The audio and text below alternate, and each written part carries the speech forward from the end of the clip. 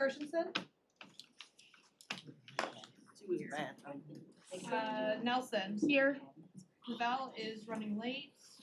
Erickson Galt. Here. Taylor. Here. Joliet is absent with notice. Howell. Here. Gingell. Oops. Here. You have quorum. Thank you. Please join me in rising for the Pledge of Allegiance. I pledge allegiance to the flag of the United States of America and to the republic for which it stands, one nation, under God, indivisible, with liberty and justice for all. Our first item is approving the minutes from October 15th. I have a motion by Commissioner Nelson and support from Commissioner Taylor. All in favor say aye. Aye. Opposed? Our minutes are approved. The next item is approving the agenda. I have a motion by Commissioner Powell and support from Commissioner Taylor. All in favor say aye. Aye. Opposed? Our agenda is approved. We've arrived at our first public comment. This is public comment for anything on the agenda. Is there anyone from the public wishing to comment today? Seeing none, our first public comment is closed. We've moved to communications. There are 5 items under communications. An amendment to the annual action plan for Oakland County. A grant acceptance from the State Court Administrative Office for the fiscal year 2025 Veterans Treatment Court Program. The quarterly report from Youth Assistance. A grant application from the Bissell Foundation for the 2025 Empty the Shelters event. And the last item is the final report for the Bissell Foundation 2024 Empty the Shelters event. I have a motion by Commissioner Erickson Galt, support from Commissioner Nelson. Are there questions on communications? Yes. Thank you, Madam Chair. Can we just get a little explanation on the approval of the substantial amendment to the program year 2024 annual action plan for Oakland County? Well, that may be possible. Here for the community. Oh, Kadisha, would you like to come to the front and answer any questions? Absolutely. Good morning, Commissioners. And Kyle, if you want to unmute yourself, just in case there's additional questions, but just basically what we have done, and we have taken the substantial amendment through our Citizens Advisory Council, is we have quite a few unspent dollars under our Community Development Block Grant that has made our timeliness ratio go above HUD's 1.5 allowable ratio. And so we want to take dollars that were unspent in rehab admin and our administration and move 3.2 million over for the acquisition and renovation of 227 units in Pontiac. Thank you. Hey, hey, this is Kyle Hines, Housing Trust Fund Manager. Sorry, I'm not there. I'm under the weather today and don't want to get everybody sick.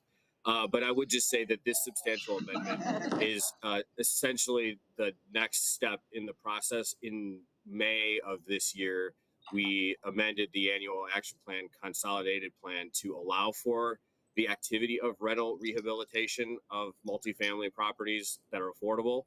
And then at the time, we didn't have the funding sources identified on how we wanted to move the dollars around. We now have identified what is not going to be spent statutorily because of the 20% maximum on admin that you can charge in a year. So we're converting that and using that for what I think is a couple great projects to do the multifamily rental rehab for using those old CDBG funds. So this is kind of the culmination of what was approved back in May. We were able to share like photos of what the rehab would look like with our Citizens Advisory Council. So it's quite a drastic change from where the units exist now, needing a lot of work, just really not sanitary or good conditions. And so we had a before and after. We were able to see a renovated unit. So that investment's going to continue. Renovating units just need a safe, stable housing situation in Pontiac for these 2 different developments. So good use of funds. Thank you. Any other questions? Commissioner Powell? I'm just lost on this. What location is this in Pontiac? What's the address or location? Oh, address. Do you have the address handy, Kyle? I know we've got. Or what's the name Beacon, of it? yeah. Beacon. One of them, One of them is Beacon Place, which is a project currently owned by Lighthouse.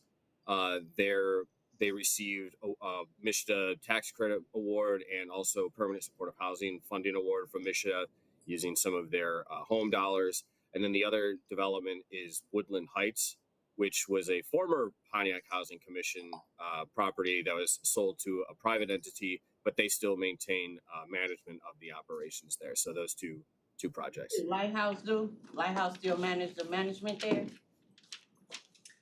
They have a private management company that handles the day-to-day operations, but they are still the owner and actively involved with the supportive services and the wraparound services that are provided to the residents. At Woodland Heights? At Woodland, Kyle? At Woodland, that's actually managed by Pontiac Housing Commission. Commission now. They still manage it? Yeah. Okay. All right, thank you. Anything else? Thank you for Yeah, being here to answer absolutely. those questions. Anything else under communications? All in favor of approving communications, so would you like to prompt the vote? I'm gonna go first for a second. Oh, yes, we did. We had Commissioner Nelson and Commissioner Powell. Sorry about that.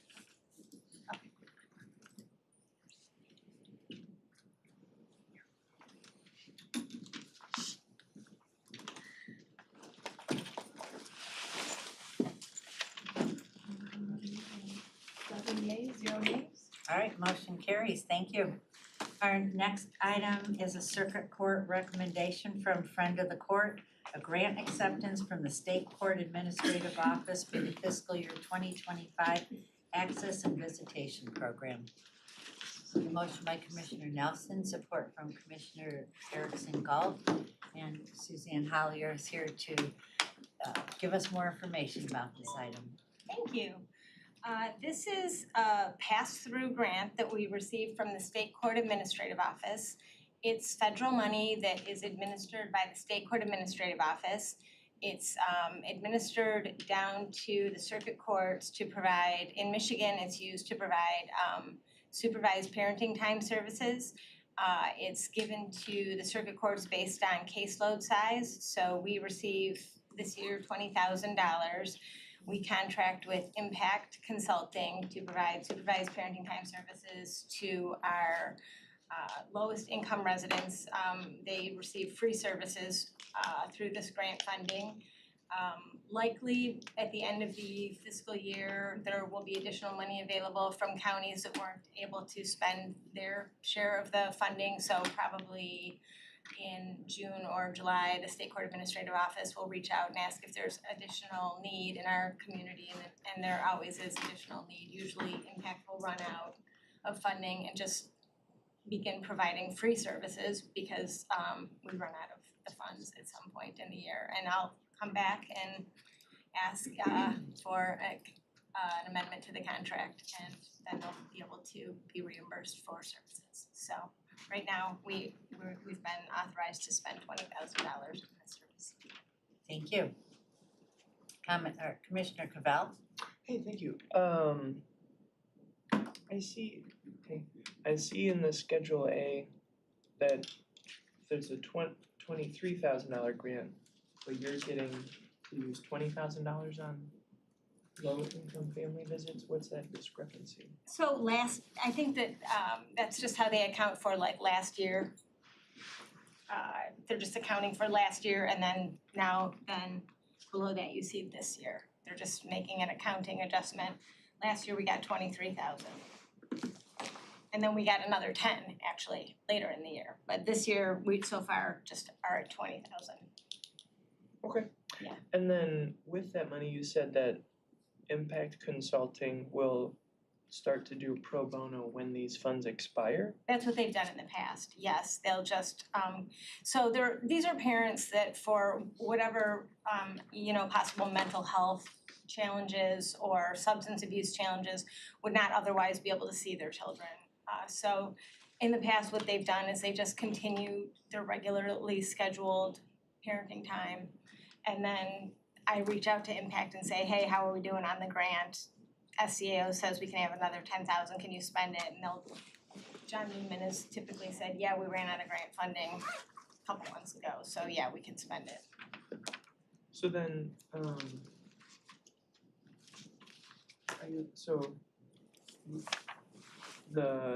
what is the, and maybe this is an offline conversation, but like, how much is it per hour to help cover these visits? Cause if they're, right, if $20,000 covers like 9 months, and then we hope for a grant adjustment in like the 11th month, $40 an hour. $40 Yeah. an hour, okay. Yep. And then, yeah, that just seems like a bummer, that Yes. $20,000 out of our $1 billion budget and I we gotta know, I give know them it, but to them for it's free not for our free. money either. We don't contribute any of our own funding toward this. Yeah, it is a bummer. Yeah. It is a bummer. Okay. Yeah, and actually, this is the last year of our contract with them. Last time we bid it out, they were the only agency that even bid. The county had this really fun event this year that I went to where we met with the community, and this was one of the contracts I talked to about with a lot of members of the community that really anybody who's a social worker who's interested in starting a business and serving the community, if they had a space, could do this. You know, I encouraged a lot of people to consider possibly bidding on this next time. I mean, I love working with Impact, don't get me wrong, and I'm not trying to like take this funding source away from them, but we will be bidding it out again sometime probably beginning of maybe next spring, like maybe March or so, we'll be bidding it out again. And the gap will still probably exist though? For because- somebody, it'll exist for somebody, yeah, the need is definitely out there. And so if it's $40 an hour, $20,000 about, I'm not gonna okay, to do the alright. math in my head about how many hours it But is. I guess just roughly, what do you think your gap is? In that if the, you know, 20,000 I do know, without doing the math, I can tell you this, that the people they're serving, their income is less than $10,000 a year. These are like people who are living on SSI and are truly poor people. You know, Say that again, I'm sorry. these are, you know, they have a sliding fee scale, but these are not people who are paying anything on the sliding fee scale. These are clients who are earning less than $10,000 a year, you know, these are SSI recipients. So the sliding fee scale is not contributing at all toward these services. These are like truly poor individuals. They also have clients who pay, you know. They have clients who are, you know, in there for a short time while they're getting services to treat something, you know, or while the court is waiting to see if a problem can be solved in the family. You know, people don't go to supervised parenting time all the time and stay in supervised parenting time. Some people, it's just while the problem is being addressed. But most of the people on this grant are there for kind of the duration. You know, they're like a longer term, serious, chronic problem, and they're gonna be there for a while. And these people are households with $10,000 or less in income that have mental Often disability? mental health or substance abuse, some chronic condition going on that's preventing them from just being able to have a more typical relationship with their child. Thank you. Anything else? All right, And would you prompt, Commissioner, you can call me and we can talk Sure, more about yeah. it if you want to offline. Yeah. would you prompt the board, please?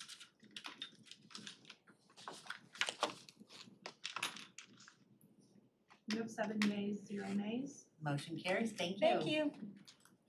Our next item is an emergency management recommendation.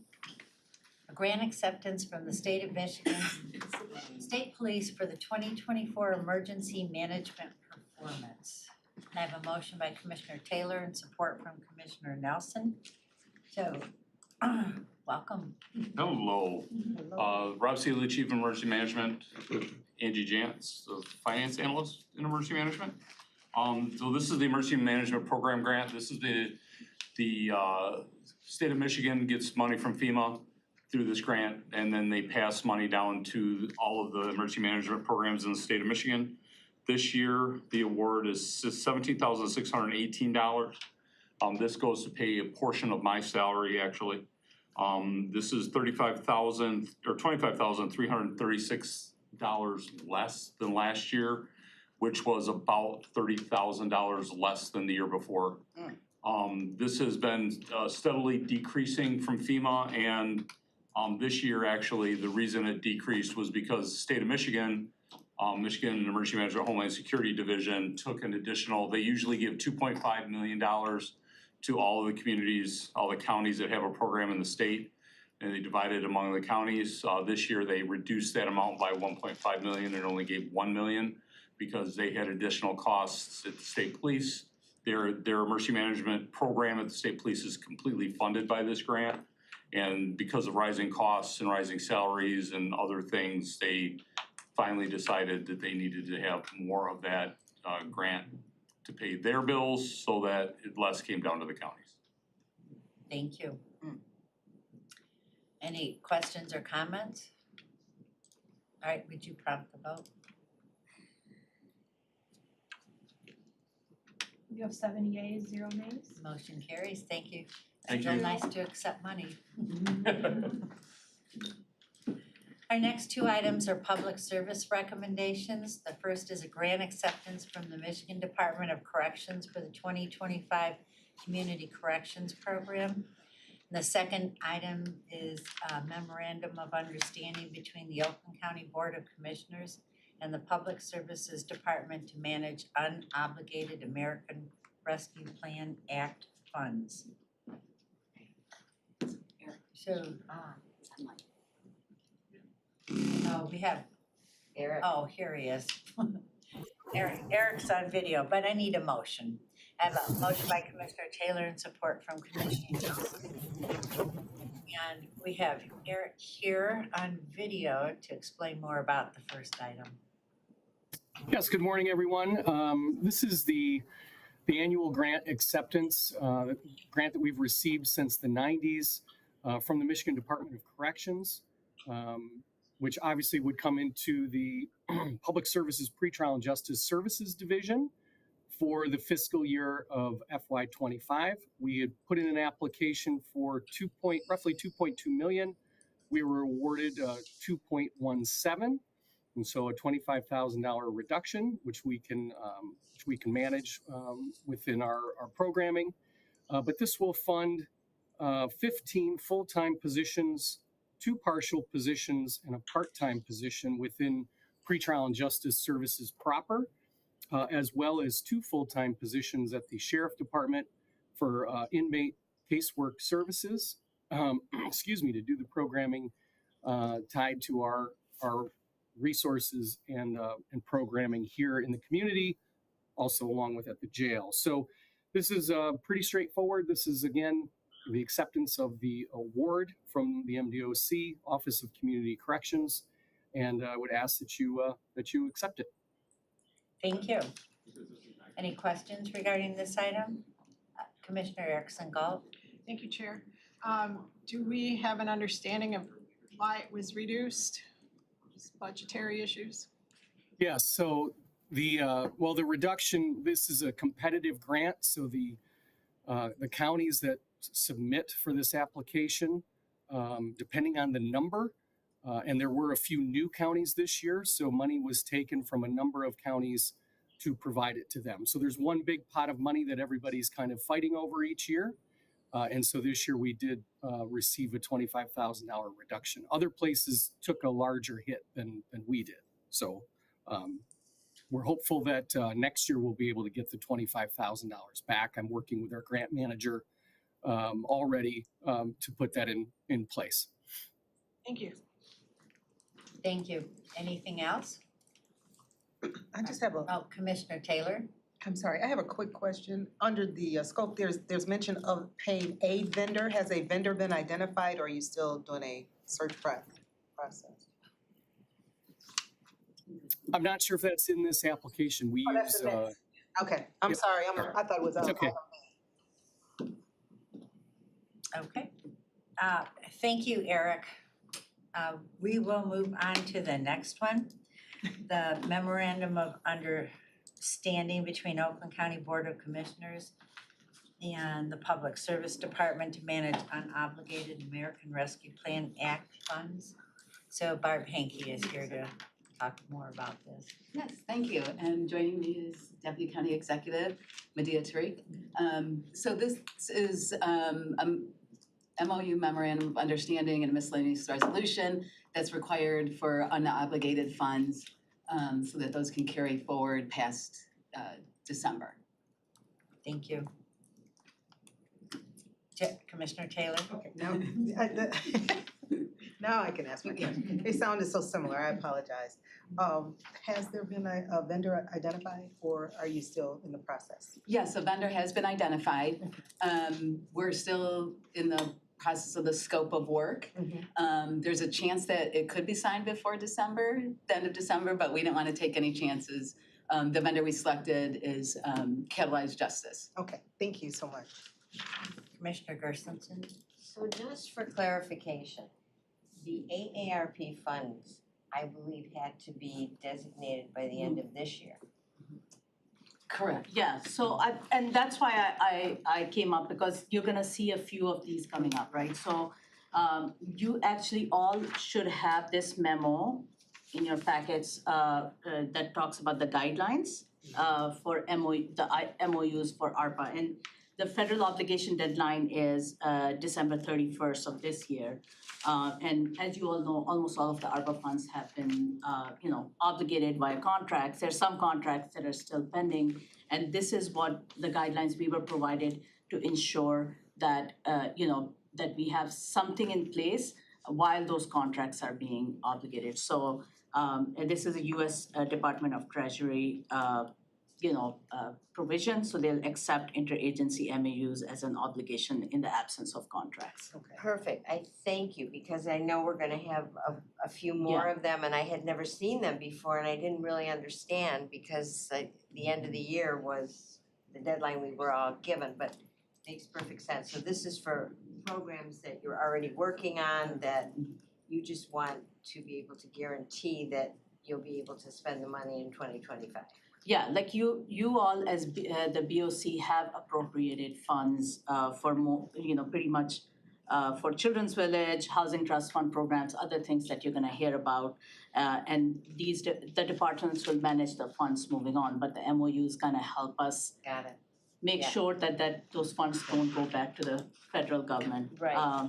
And then there will be, there's some, the amounts, like some of the, everything that you're gonna hear about as far as MOUs, these are things that you all have already approved, right? There might be some others that come, but all of that will go through the BOC. We just need the MOU here as a security. Got it.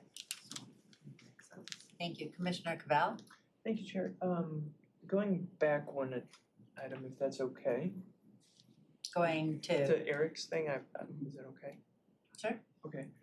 Eric, I'm sorry I stepped out, so I missed all your spiel, but when I was looking at the Schedule A, it looks like your budget is down. What is the impact of that for you and your team?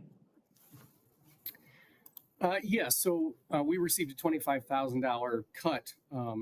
Our budget request was a continuation request. And so we're going to be able to work with the $25,000 because we're paying a portion of a salary at the Sheriff Department that is tied to the grant, but the Sheriff Department has come to a different understanding of how they're going to fund that percentage. And so ultimately I can do a budget adjustment and I'll be using some of that money to make up for the $25,000. It's a little difficult to describe here, but in a way it was a position that we were funding for the last 2 years, a portion of it, and now we no longer need to. I didn't know that at the time that I wrote this application, but working with my grant manager, she said to accept it as it was written and awarded, and we can then move the money internally in a budget adjustment situation. But yes, technically we did take a $25,000 cut. All right, cool. Thank you, Chair. Any other questions? Would you prompt the vote, please?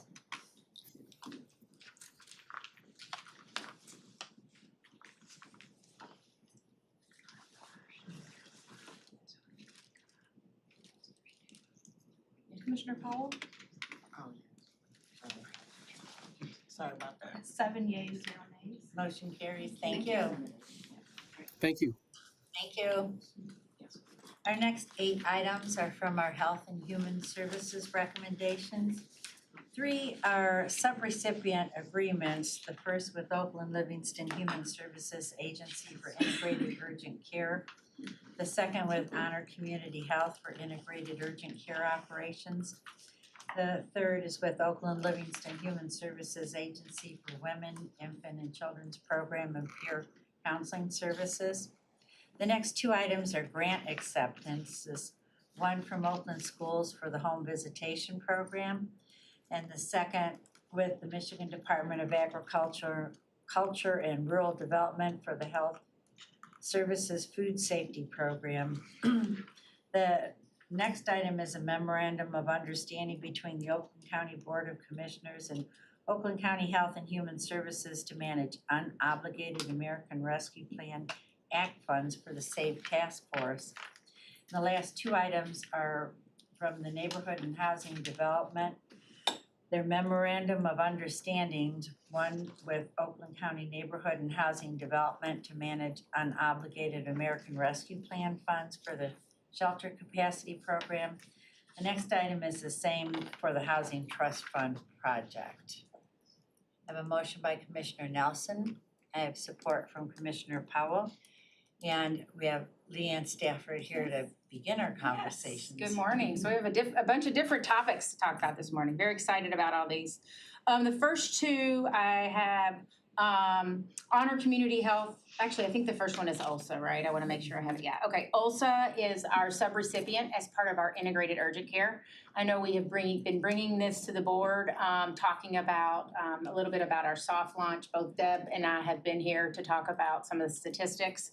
But this is a subrecipient. You all actually obligated these funds, $1 million of ARPA to this project. We've just been waiting to see where some of the funding is needed.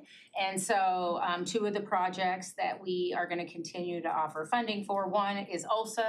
They're going to be providing staff to do a sort of like a welcoming center, right? Our integrated urgent care. And so the first subrecipient is for them. And then the second one is to provide funding to Honor Community Health to continue the operations.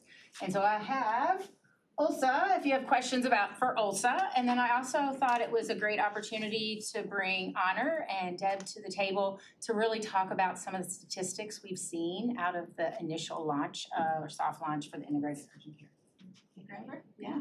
So good morning, everybody. Good morning. It's so good to see everybody. It's great to come in and to talk about the stats. And so I'm just going to do a quick overview of what's been happening through the soft launch. Remember, this is soft launch. So as I look at this data, I'm like, wow, this is pretty good. If we were really promoting and advertising, I think we would see a very different piece. So through the end of October, we have seen 800 people come through the doors, and that is basically through word of mouth, through out on the street on that. Remember the health center or the location, the urgent care is open 7 days a week now. So we are operating from 11 until 7 o'clock at night, and then on the weekend from 10 till 6 p.m.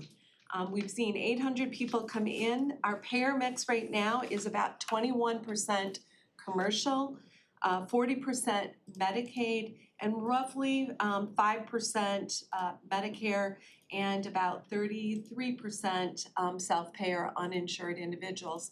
What is very interesting, and I think this is really gets to part of where we want to see urgent care. Like, there's no wrong door for coming in for urgent care, which is an integrated behavioral health and primary care model. And why I look at some benchmarks, part of what I look at is like, what does the payer mix look like? Can it sustain itself? Who does that represent? The first time I came here and presented to you a couple of months ago, I was saying roughly 65% were Medicaid individuals. We're now up to 21% commercial. And what that says to me is that the general population is starting to see this as a resource just through word of mouth. So we want to take a look at that piece as that plays out over the next couple of months. What we're seeing coming in are for issues related to sore throats, I don't feel good, but when we give them a score, we have them fill out a behavioral health score piece, what we discover is that there's a lot more mild to moderate mental health issues emerging that are attached to primary care visits, and I think that that's really an important piece to understand. Where these individuals are coming from, no surprise, Waterford, Pontiac, Clarkston, those are the primary areas right now, but that's because people are driving by and seeing the signs out in the area. So that's just a little bit. I want to give you kind of an overview of why I think the OSHA piece is really good, the community mental health piece is really good, and the primary care. So a patient arrived for a visit. They came in with a rash. Clinical team kind of noticed like something's not quite right here, so they asked the community mental health person to administer a PHQ and the GAD. And during that time period, what they discovered was that this person had a lot of mental health issues going on. The CHW visited the person just to make sure like what other resources were going on in there that we could get that patient connected with. And what that CHW recognized is that person didn't have any health insurance. That person got referred to OSHA. OSHA helped them get them connected to insurance pieces. And then OCHN conducted an evaluation, a formal evaluation, and that person was connected with OCHN resources and support services outside of the behavioral health urgent care. So that's what we want to have happen as we're moving and developing this process to the next level, is those level of community engagements and partners coming to the table. So just wanted to give you a quick overview, a snapshot of what's happening, and I'm feeling really good with where we're at. We've got a team.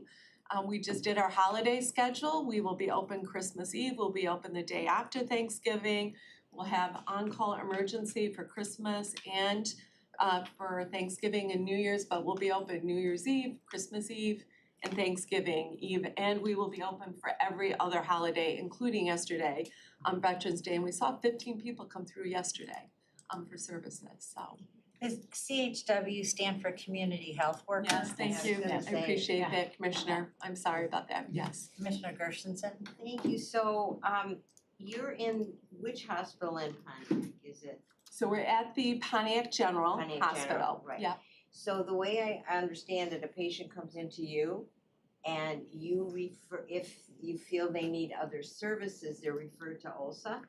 So no, what happens is actually there's a whole unit that anybody can walk into. So they don't go into Honor Community Health. They come in through the urgent care or through the primary care integrated service. And that whole team is there.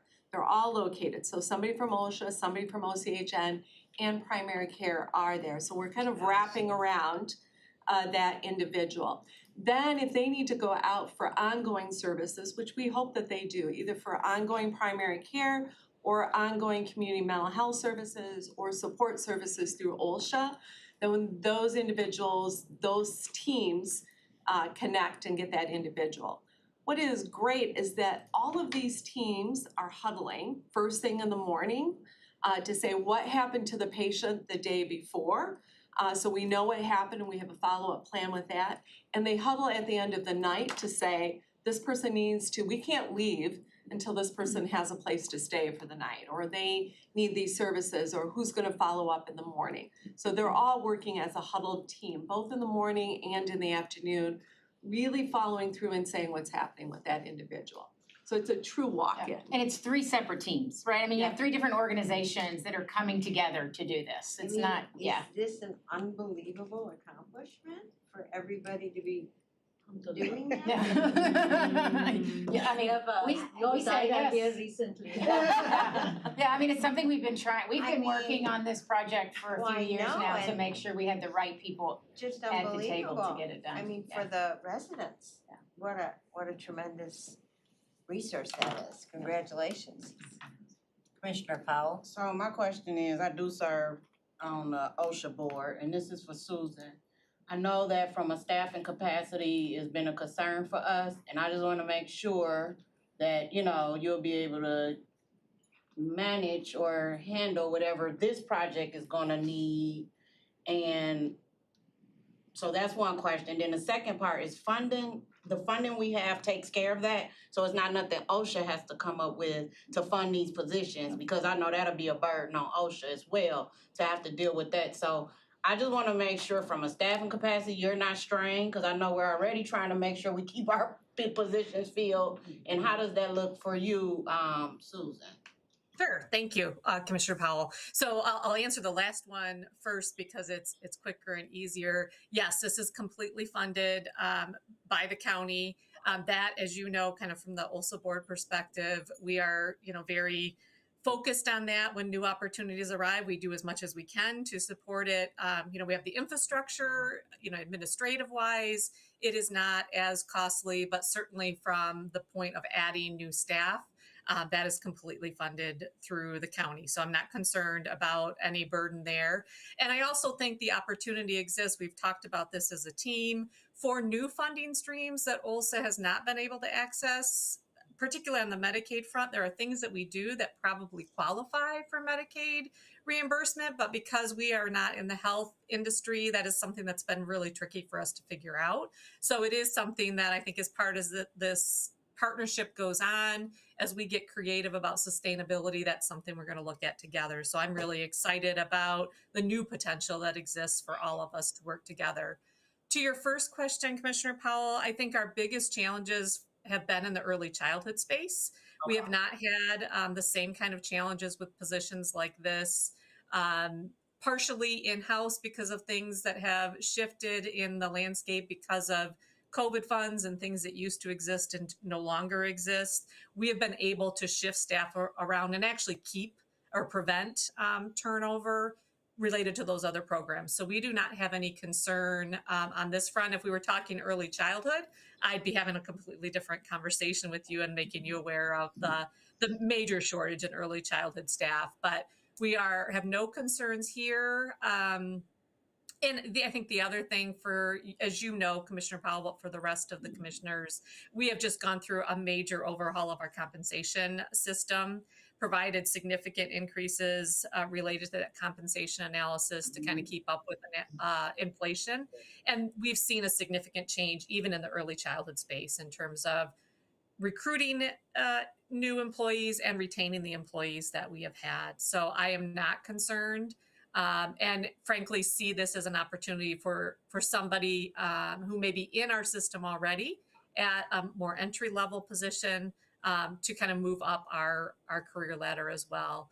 Oh, yeah. I have Heather with me. Heather is going to be overseeing this, and so I just want to defer to her if there's anything I said inaccurately, Heather. No, that is accurate. I would just add that we're really excited about the recruitment process for these positions because they're going to be different and unique to OLSA or at OLSA. We're going to be recruiting people that understand that they're going to be working later in the evening than we traditionally do. It's not 9 to 5. There's going to be weekend coverage.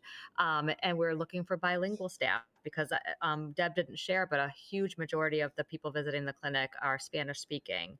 So, and we're going to be hiring them as community health workers. So that's a really competitive rate of pay that we're able to offer. So I think that this presents some opportunity for some people that will really meet their needs in terms of the hours that they would rather work if they have, evenings work better for them. The rate of pay we think will be attractive, and we're looking for the bilingual staff. So we're excited to start the recruitment process.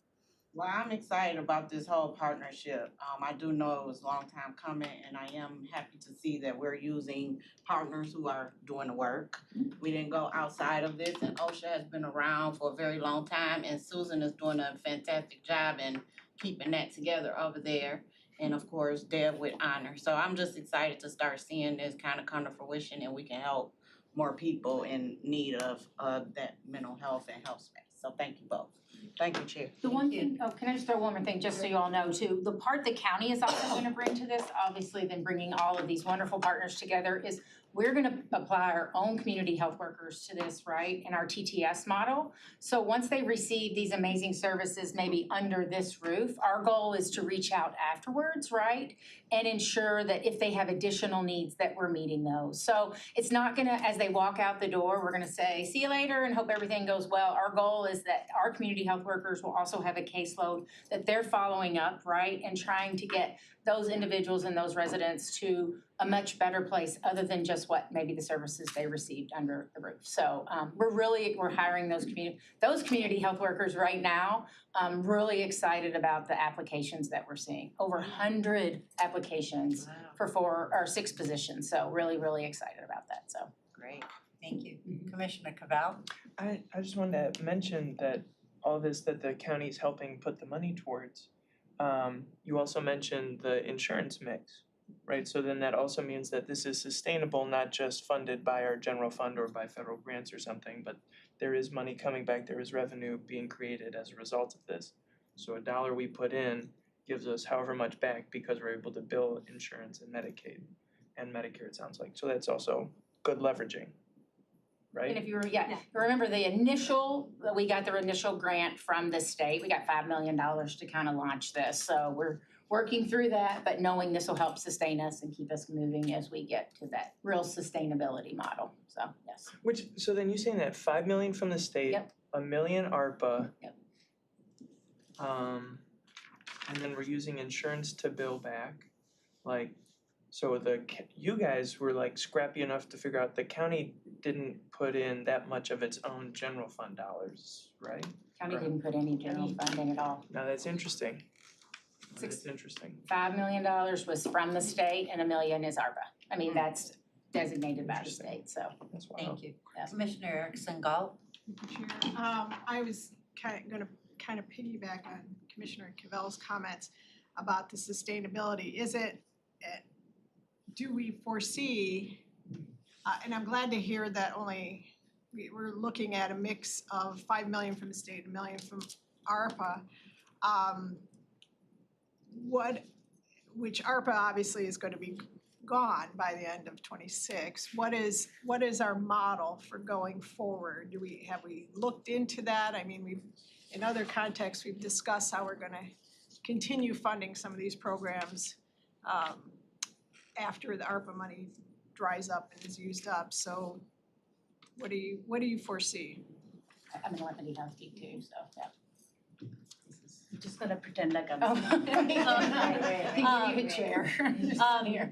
I'm still in the camera, yeah. So we've actually been talking about sustainability from day one. Because, a few of us come from the nonprofit world and we always plan from day one of a grant, like how we're gonna pay for it when the grant runs out. So, it's a combination, right? We've been in conversations with HHS, Region 5, like federal government, as well as SAMHSA. Regardless of administration, we know that mental health is going to continue to be funded because that's a bipartisan agreement. And we're also currently working on securing actually consultancy services, which you'll hear more about on how to start looking for that sustainability. Because let's be honest, we're not going to start 100%, covering this with billing. We will have to continue to have lower and lower amounts of grants backing it up. But a few of us have that experience, so. So I think there's multiple strategies here, and I think that's what's really, really good about this, is that you've got private, you've got nonprofit, and you've got government taking a look at it. Billing will be a big part of it, but what we really need to understand is what that payer mix is. And more importantly now, you need to understand what that payer mix is gonna look like with the new administration coming in on that. And I think we don't understand that piece of it. So we are looking at that payer mix all the time. What I'm excited about when I look at it in payer mix is you got a commercial part coming. That tells me that we've got commercial individuals coming in with the commercial in addition to the Medicaid pieces of that. So the first question that I would be asking when I come in and sit down is like, okay, Deb, what's your payer mix looking like? Because that's gonna tell what kind of level of revenue coming in. The second one would be is what kinds of relationships do you have with the federal government for resources coming out? We have applied for an after hours project that we hope that will get funded that would offset at least the primary care site pieces of that coming in. So I think there's multiple strategies. Susan's right about about OSHA and we need to understand the role of the CHWs or the community health workers.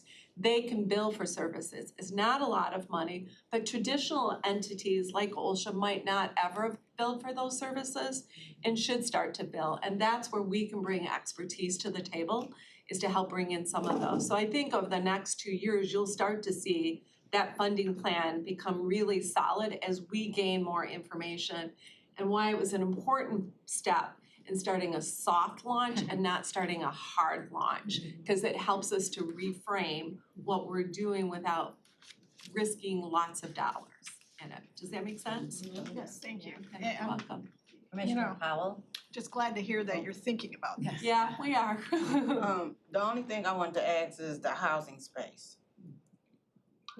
Is the partner, or if y'all ain't got there, is it at least on y'all radar? Because we know we gonna have some mental people, we know we got this housing issue, and I just want to know, who is we partnering with? But if y'all ain't flushed that out, I'm just happy to hear it's on y'all radar. It's, imagine this as the trailer, the movie is coming. Okay, all right, okay, I'll take that. Well, the best part is housing sits with Health and Human Services, right? So they're part of these discussions when we're having them. Maybe not as a full partner, but Khadijah and I are together with Mediha all the time trying to figure out where that fits. So Yeah, because definitely. I know it's gonna be an emergency situation. Y'all dealing with people with mental health, and we know we got this housing crisis. So I'm just happy to hear it is on your radars. You know, I trust all y'all, so thank you. You know how you save money?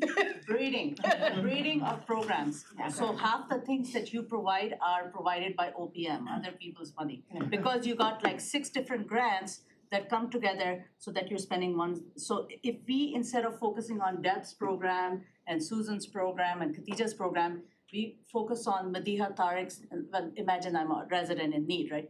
Mediha Tariq's need. Patient-centered care actually in the long term saves us money. And anybody that's in mental health on this table knows that, right? So that's what we're trying to do. The hardest thing is to build relationships that are trusting. And we really, I think, put intention into building those relationships, because you gotta trust each other. Yeah. Thank you. I'm looking around the table as Leanne, Deb, Medea, Susan, Heather are talking, and everyone has a smile on their face. It's just one of those feel-good moments that we can pat ourselves on the back. We all did a good job. Yes. Commissioner Cavell? Dang, why'd you have to do that, Penny? Because I was gonna say, that was a great boost, because I was gonna say to what you said, Ann, about the money and all that. One thing that we did not mention is also, we are the budget holders here, so your budget is your value statement. There was 0 county money that went in. There will be staff time and community health workers that will be paid for through county general fund, or whatever. But that could be another option, right? Grants, federal, SAMHSA, whatever, philanthropy. But also, we could put our shoulders into this too. Just saying, that's part of our job here. Thank you. Thank you. The first 2, right? Yes. All right. Now we at C. So Leanne, do you want to talk about the WIC and the peer counseling? Yes, course? and actually I asked also if they wanted to stay on, because actually this is a pass-through, right, of money that we receive for WIC services from MDHHS. One thing we have learned quickly, across, you can see all of our partnerships, we can't do things alone, and definitely with WIC. And so one of our best partners that have been a partner for a very long time has been also to provide WIC services in the community.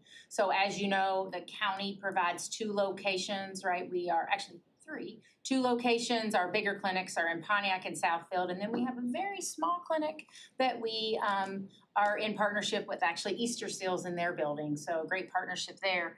But actually also comes and provides 5 additional locations in the community to provide WIC services. And so we provide them about $607,000, just over that, to provide their services in their 5 locations. And so this is a pass-through and subrecipient that we have with also. For just that and our breastfeeding services that they provide, so. Thank you. Any questions on that one? We keep going. Oh. Commissioner Powell? I was just gonna say, I used to be a WIC recipient, and I think it's a great program. So whatever we do to continue supporting such a service is great for mothers. Yeah, the biggest thing is we're always trying to get people to stay past year one. We lose a lot of applicants after year one when they don't even realize that they can keep going. No, They I can stayed the yeah, entire time. services up to 5 years old, and that's women. I know it's called Women and the Child, but men, right, that maybe have children, right, they're eligible for it for their kids, pregnant women, and even grandparents, right? So we're really trying to expand our outreach to try to keep people in, get them in, but then also keep them in. So that's one of our big pushes over the next year. But I will say for me too, the nursing program kept me in it. That's next. So I did the nurse and the WIC, Yeah. and that's how I kept staying the whole time until I think I was in it the majority of the whole time till she You was serve it fired. up? That's perfect And I for the did. next one. You Yeah, I did know. great. I say this every year. Everybody know I love the nursing program too, so please continue to support that as well. Yeah, I I'm was a really, recipient really of that one too. excited about this because this is an expansion of our normal grant. So we've always received funding for Pontiac, but now we're receiving money where we can expand our NFP program, which you're so supportive of, thank you for that, Commissioner Powell, to our south part of Oakland County. And so generally the money has been focused in Pontiac, which has been great, but now we're gonna be able to expand to, I just wanna make sure I have them, I think it's Oak Park, Madison Heights, Southfield, and Hazel Park. So really excited to be able to provide. And just so you know, a nurse actually connects with an individual that's pregnant, and they follow this individual for up to 2 years. Yep. And the reduction in infant mortality due to this evidence-based program has been amazing. And so we're really excited to be able to hire a full-time nurse, part-time nurse, and one HW that will help us expand the services in the southern part of the county, so. Thank you. Yes, all right, let me make sure I got my list here. The next program, actually, I'm really excited about this too. So actually, MDARD, Michigan Department of Agriculture and Rural Development, actually collects a $2 educational fee for every food license in Michigan that's actually approved. And so what they do is they reinvest that money in educational programs across Michigan. And so we actually put in a grant for this and received the funding to, we are gonna translate our new owner application into multiple languages for PP. It's just ease of being able to read the new applicant. And so anybody that's trying to get a new restaurant in Oakland County gets this new owner application. Up until this point, it's only been in English and Spanish, and now we're able to offer it in, we're gonna expand it in Spanish, Arabic, Chinese, Korean, Tamil, and Hindi. So that we can actually push it out to all those different restaurants, which we're really excited about. So we received over just under $14,000 to be able to provide those translations. And that'll be hard copy, right, as well as be available on our website. So really excited about that. And really be able to share that across the state too, because the new owner application is really a state application. So really excited about that as well. Thank you. All right, and the last one is we are excited to take over the administrative function for the SAVE Task Force, which I know this group is very familiar with. So our team is going to take on that administrative responsibility. So we just accepted this exciting opportunity last week. So we understand that there's about $5,000 to kick that team back off and keep it going. So we're just asking for that MOU with Board of Commissioners and the Health Division or Health and Human Services to be able to roll those administrative costs forward. We're not sure how we're gonna use those yet because we're just meeting with the team in a couple of weeks to kind of learn that direction that they're going. So I'm assuming we'll bring that back to the board once we figure out how those, that $5,000 will be spent, but wanted to bring that so we didn't lose that as the rollover. Thank you. Commissioner Gershenson? Yeah, on that SAVE, so Yeah. this is something that has, this organization, what does SAVE stand for again? But it's for Elder abuse, yeah. elder abuse, and it came as a need that was, it was a program that Judge Sosnick years ago started and then it stopped. And we found out through the surveys that we did with seniors that this was definitely still a need. And so it's been really run by volunteers. It's been incredible. Area Agency on Aging, whatever their new name is, Stephanie Hall has just been a champion. Teresa Rich volunteered her services, the current mayor of Farmington. So it's been run by voluntary commitment. And so here to finally have a home, I'm delighted, and it is $5,000, and I'm glad that it's not gonna expire, that you're gonna be able to use it. We're gonna have a health educator that will be part of this task force and help run this, so. Got it. Great. Do you work with Adult Protective Services? We generally do not, our nurses would, right? Some of our nurses do, but again, this is kind of a new task force for us, so we're learning, right? What their goals are moving forward, so our first meeting is in November, right, that we'll be joining. Just to introduce ourselves, right, I actually am gonna jump in and help kind of kick off our team and just make sure we're moving in the right direction. And then we'll kind of learn from them. We're understanding they kind of have two directions that they wanna go, but we wanna hear from this task force and that we'll be moving their actions forward, what they're looking to do. And just for clarification, it will be first meeting for the health department. Correct. They regularly meet, Yes. so they still. First meeting for us, yeah. Right, and I would just add that I personally have been sponsoring these meetings, so we should have some sort of conversation about how to continue. Commissioner Nelson? Thank you, Madam Chair.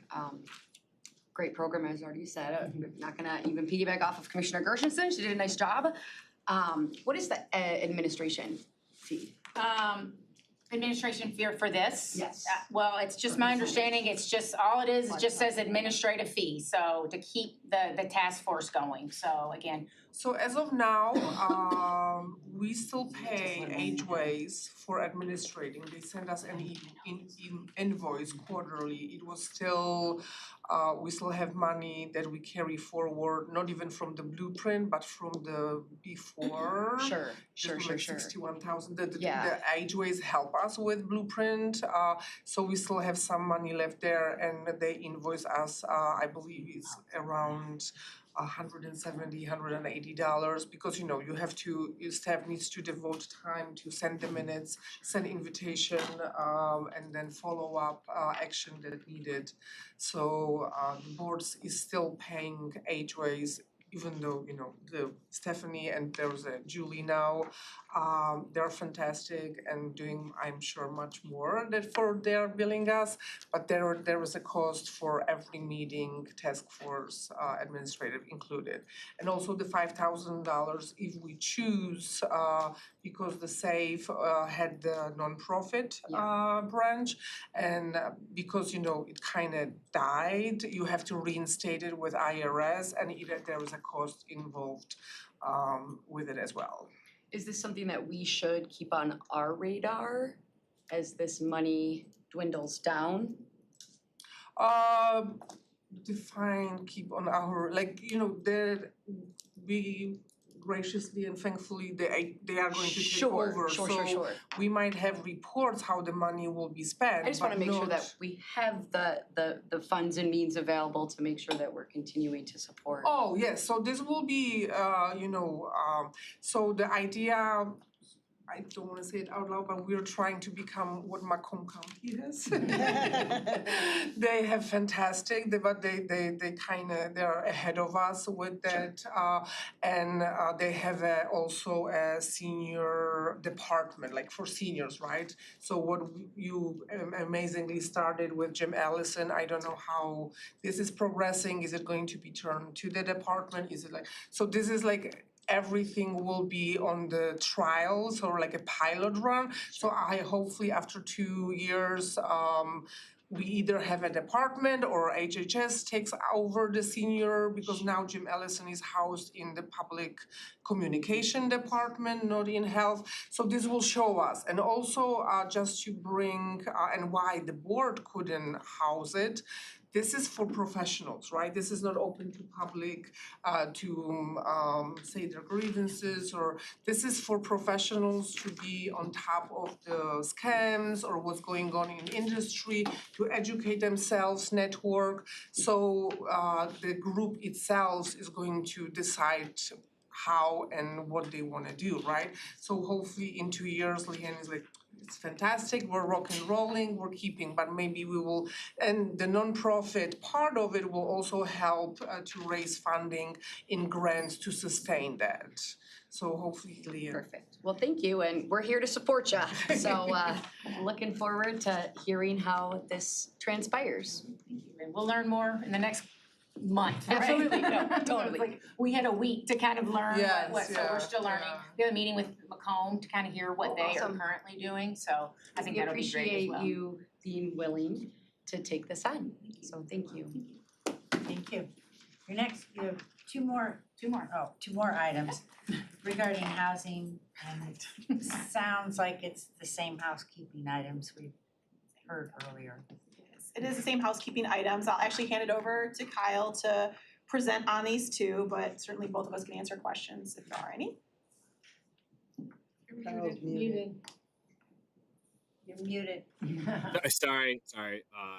Yeah, the first one is the shelter capacity fund that this is similar to the previous MOUs where we're just obligating out of extreme caution to make sure that we have the ARPA funds obligated before the end of this year per the Treasury guidance. We have identified the projects and operators that we're going to be working with on those items. Khadija can speak to the specific groups in further detail. And then the second item is the same MOU for the Housing Trust Fund. We have identified, and hopefully they're not listening, but I haven't even told all of our development partners that we may have the ability to extend past December. We are proceeding and working through all of our contracts and agreements for all $18 million of the Housing Trust Funds to date to obligate them using just our standard loan agreements. We've already entered into contract on 3 of them. 5 are in the process. We've already actually spent some of the funds down. So we've been excited. We're progressing very well. We like to have this flexibility with both of these MOUs, but that's where we're at.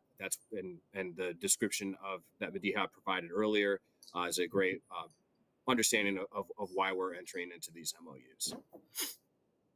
Thank you. Commissioner Erickson Galt. Thank you. I just wanted to thank you for all you're doing in this belt and suspenders approach of we're creating permanent housing, and we're also trying to expand our emergency housing situation, both of which are reaching crisis levels, as Commissioner Powell mentioned earlier, that and the ultimate goal being that we want everybody to be in permanent housing. But in the meantime, I'm very thankful to see the work that's being done and the funds that are being spent to try to address emergency housing. It's especially as we're heading into the months where it becomes most critical. But thank you. Anything else? All right, would you prompt the vote?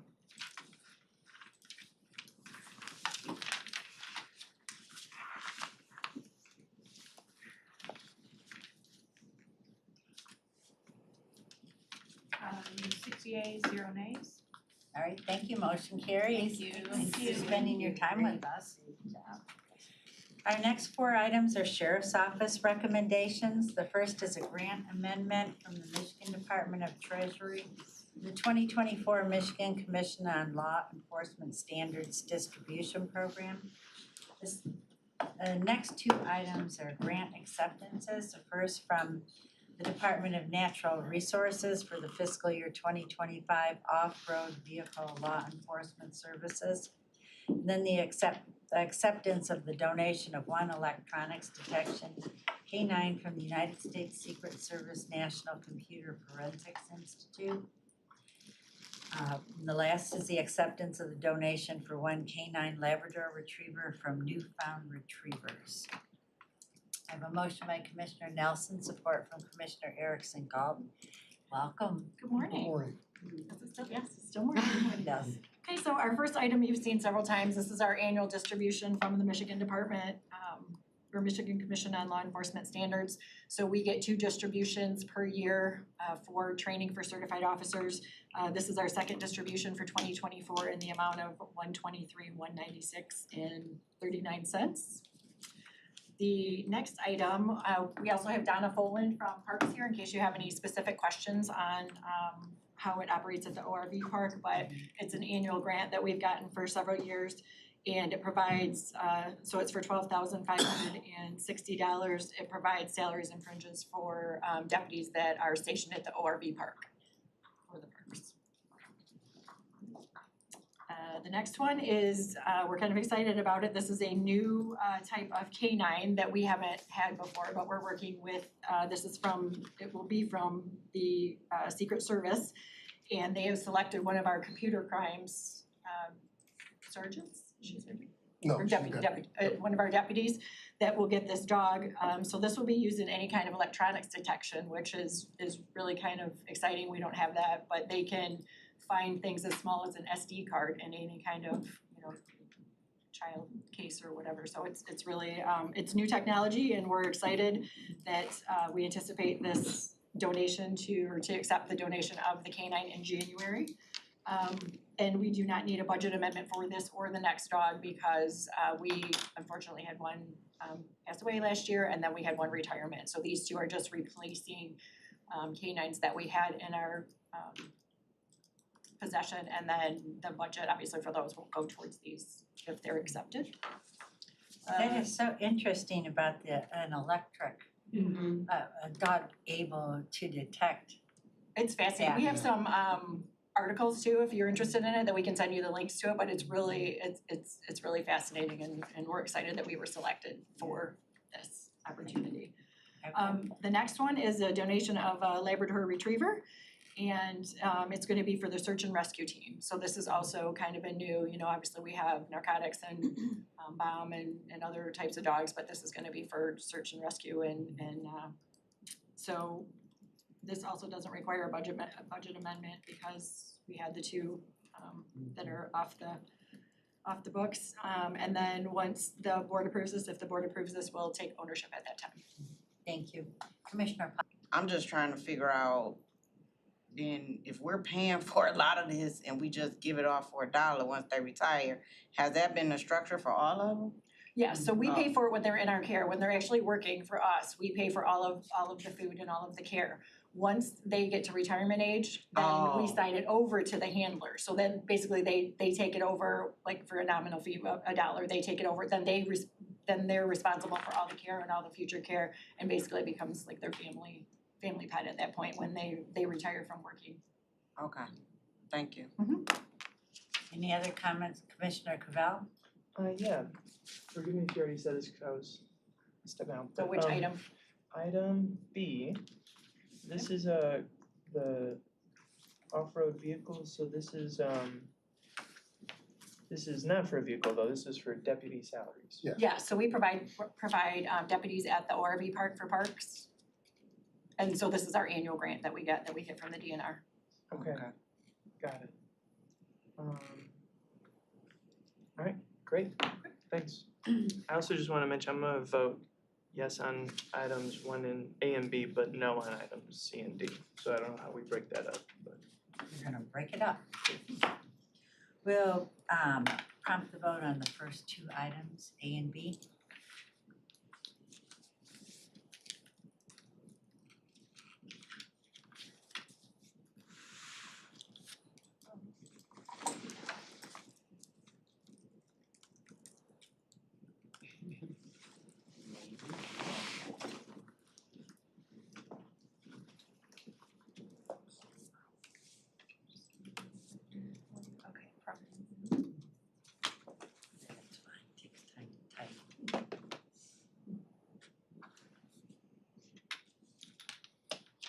Okay, so for items 12A and 12B, you have 7 yeas, 0 nays. All right, items A and B pass.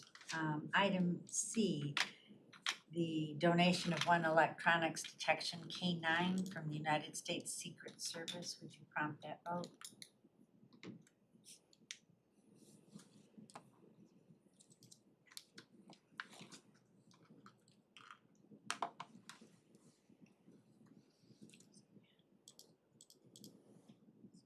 Sorry to make it take longer, everybody, my bad.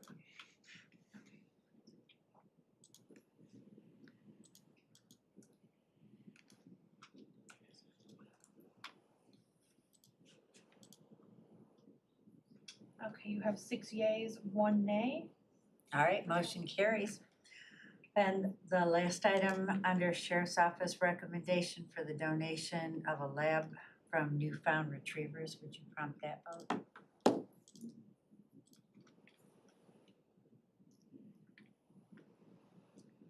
And you have 6 yeas, 1 nay.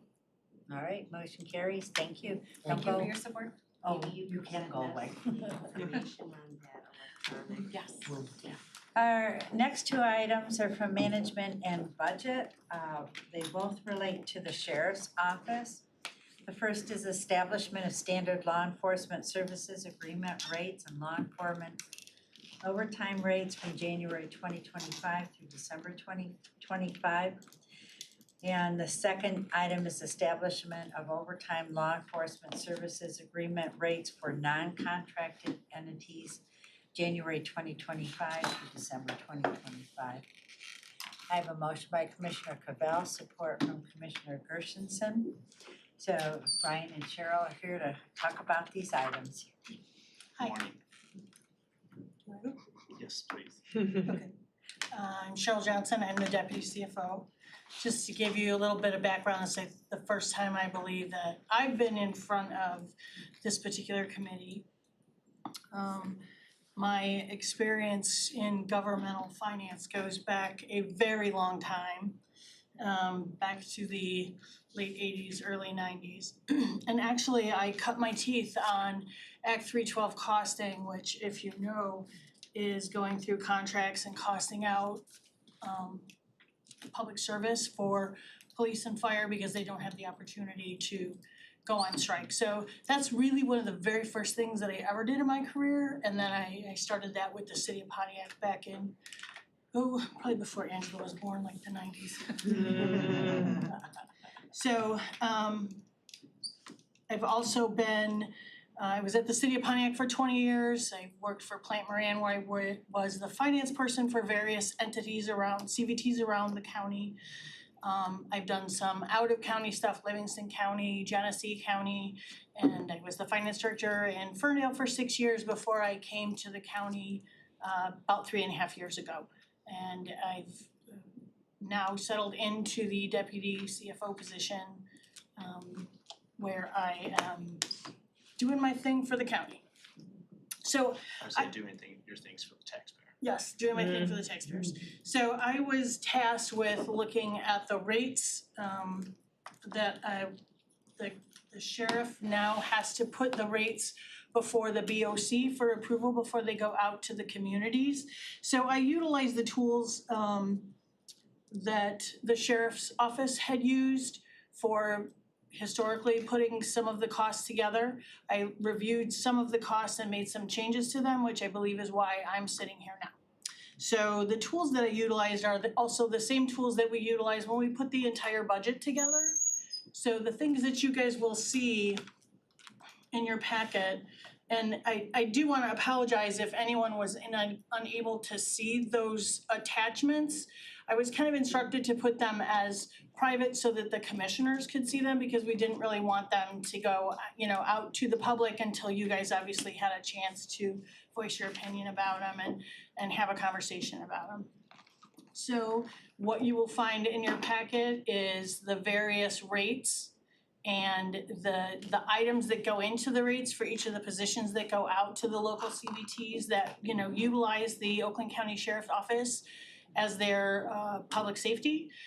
There should be an assumptions sheet attached to that, which shows all the assumptions in the rates. And then you'll also see a summary, which is all the rates as they went through where they were last year, or the last contract to this contract. We only put 1 year together. And then the last thing that you'll see, and I do have an updated version, is a historical snapshot of the rates. One of the things that I realized when I was looking at the rates is in 2016, we didn't raise the rates at all. So when I started in 2016, you didn't see that. So I do have an additional spreadsheet if you guys are interested that goes from 2011 to the 2024 and then our recommended 2025 rates. So I have those if you guys would like to see those. I've also included just data. So the rates of the deputy and command staff wage increases, and the CPI is in there, and then also the level of increases for those contract positions. So it's not the individual contracts for the communities, it's just, I just took all the contracts and took the average of what the rate increase was for all those positions. And I have those, I'm gonna start these over here if you wanna. They're kind of, forgive my origami, but what I do is I put it on a bigger sheet so that you can see it. And then I try and make it so that you can actually maintain it as a normal piece of paper. Oh, like a real life Excel spreadsheet, Like like 3D, not computer. sorry, this is what I do. Thank you. Yeah, I'm the king of 11 by 17. I like that size paper. Thank you. These agreements are for 1 year. Historically, have we not done agreements for a longer period Well, of time? actually, one of the things that you'll see on this piece of origami is there has been a history of 1 year contracts, 2 year contracts, and 3 year contracts. So I kind of put a box around each one, so, and not to go all the way back, but in 11, it was a 1 year contract, in 12, it was a 1 year contract, 13, 14, and 15 was a 3 year contract, 16 was a 1 year contract, 17, 18 was a 2, 19 to 21 was a 3, and the most recent one, 22 to 24, was also a 3. So as we were talking about different methodologies, we weren't exactly coming up with something that we could all agree on. So I put together what I thought would be rates for 2025. What management and budget has recommended is putting something in the contract that says CPI plus 2% to cover any increases. It should cover most of the wages. There are a lot of costs that do not increase, but then there are costs that do increase, like healthcare. So we don't know what healthcare is gonna be next year. It's averaged been 8 to 10% over the last 4 or 5 years. So by making a CPI plus 2%, the CPI that we're using is the same rate that the state uses as the inflation rate multiplier, which, if you're familiar, that is the piece that gets used to figuring out the heavily and the max tax that communities can collect based on their millage. So it's tied to tax dollars that communities get to help support the public service.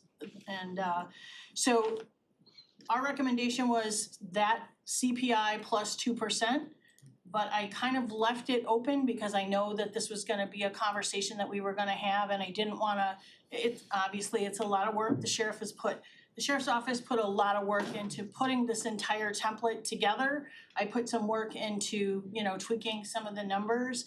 And so putting that together in several different scenarios without really knowing the direction that you wanted to go in just seemed like a lot of work until I got some direction on what you guys wanted to see. So the document that you have in your packet where it says 2026 is to be determined at this time was because the State Tax Commission had not adopted the bulletin until October 22nd. So the CPI for that was adopted was 3.10%. And then therefore, based on, if you use what's in here, it would be 3.1% plus that 2%, but that's recommendation. So that's again up to board policy to determine that number. But and we can certainly share that. So like if you were to go to a 3rd year contract, we would actually cite again a document that would be released from the State Tax Commission in October, so that it's essentially almost like 1 year in advance of the local unit of government having to establish their budgeting process. So to some extent, kind of one of the things that Cheryl and I talked a lot about was let's put ourselves in the shoes of a local unit of government who has to try to adopt this and do their budgeting practices.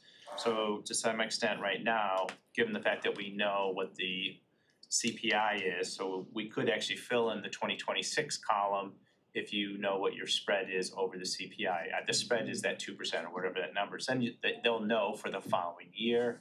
And then October of 2025, then they'll be able to know calendar year 27. So it's really giving them 26. No, 27. 27. Right, sorry. Yeah. So we're just trying to make sure we keep it easy for the local unit of government. Yep, based on the comments from our cities, villages and townships that contract, they are interested in having their contracts early, so exactly as you said, they can work with their budget. So I'm happy to move forward and fill in with 2026. That would be my direction, but we're a body, we'll see where we go. Yeah, so Commissioner Loops, if you wanted to, if the goal is to do a 3-year engagement, we know the methodology, or at least how we were trying to portray it, is the CPI number is something that we can point to. It's not something that management budget makes up. It's something that local units of government are familiar when they're determining whether or not they have to do a Headley rollback. And then the component that you would probably have, the board would have to decide is that if it's at 2%, 3%, whatever is for you that you would like to do. But then now they know at the end of this calendar year what to expect, and they can start tracking it to some extent. So thank you. Commissioner Powell? So I'm all for and support of what Penny's talking about in regards to making sure we can kind of propose and have our municipalities kind of know budget-wise where we're at, moving forward. The only, so this is from my understanding, I just got a couple questions. Now, these percentages, that 6% in 2012, the 4%, the 1%, the 1%, were we like under percentaging over these years? And now that's why we got this big influx of, 8 to 14% depending on the position. And the reason why I'm asking is because were we just being nice and conservative with municipalities to cover their costs? Because a lot of this cost and this increase is from indirect costs, if I'm not mistaken, right? That is correct. So there is a portion of this that is indirect cost, which is about 8%. Okay. There is a little percentage of increase with some of the positions that have vehicles, because I didn't do anything with the vehicles, but I was told that there was some makeup in the way that they were doing vehicles. They were only charging them for one shift, and if I'm wrong, help me out here, Gaia. And we realized that they were saying, okay, we'll take a vehicle, but they had it for all 3 shifts, so we were trying to true that piece up. Okay. So that's the bulk of what you're gonna see. The other piece that I did, and that I think is significant in the wages, is I took the actual wages of the deputies and the sergeants and the patrol that are out at the CVTs. So we have the ability to look at all the employees. I took them by position, so I took the deputy 2s, I took the, we don't do deputy 1 anymore, I took the patrol sergeants, the lieutenants, and I picked all of the ones that had a region code, which means they're assigned to a specific CVT. And I used the average of those, and that's the average rate that we used. Now, when I said earlier that, we took some of the tools that we used for the budget, if you guys recall, we do budget for full employment, whether we have it or not. So one of the things that was a difference is the average was based on vacant positions. So when I started doing some analysis, what I realized is we bring, deputies on board, and then within 6 months or 12 months, we give them a couple of bumps. We bump them a couple times, because obviously, the Oakland County Sheriff's Department speaks for itself. That's why people want to use the Oakland County Sheriff's Department. And we need to pay them to make sure that they stay with our department, with our office, as we've done the training and all of those things. So I took the vacancies out because those had a tendency to be at the very first level of hiring people. But you guys know we don't always hire everybody at that first level, or we'll bring them in at the second level and then we'll put them to the 4th level as soon as their first time comes around. So I felt like it was a more accurate view of how much the CVTs were actually paying by using the actual average of people who were in those positions. So that was one of the other things. If you're looking at the documents, one of the things that I tried to do was I took, as I said, the tools that the sheriff's office had put together. They're very extensive. The structure was very sound in my mind.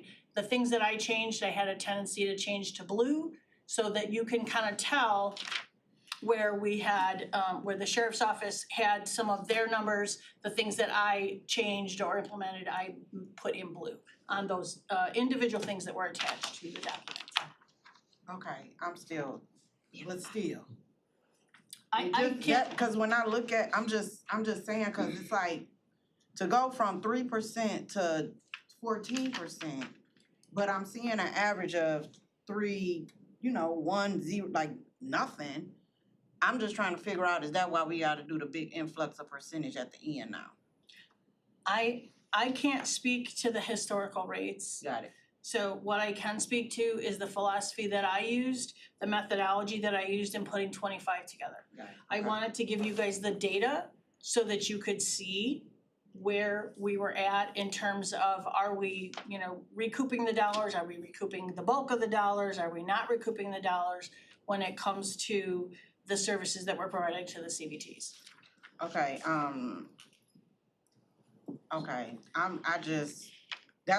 so in my opinion, that's what it looks like, because if we had such a big of a, this is just me, not you.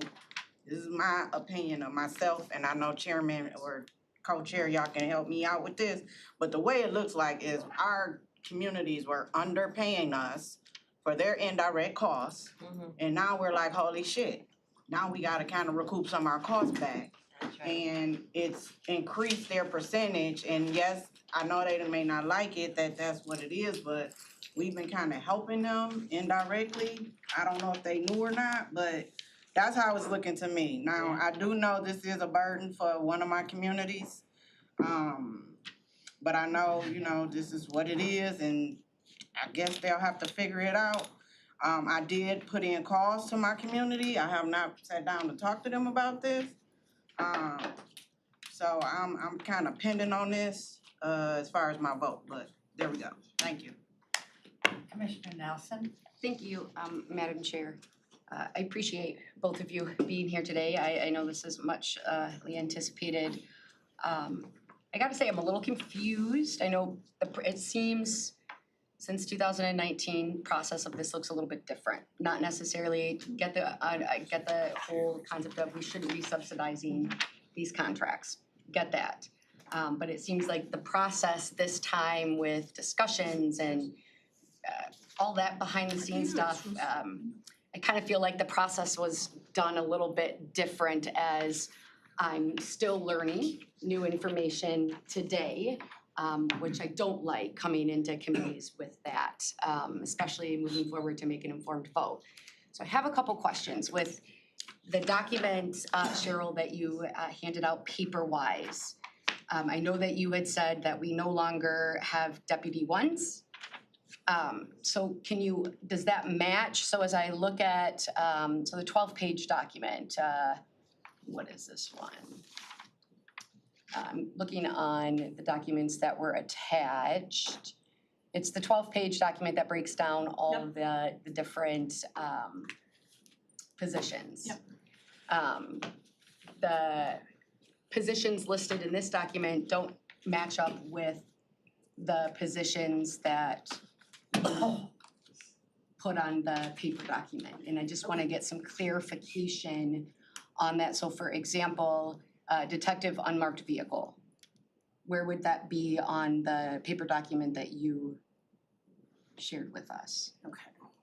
Give me just a second. Sure, no Because problem.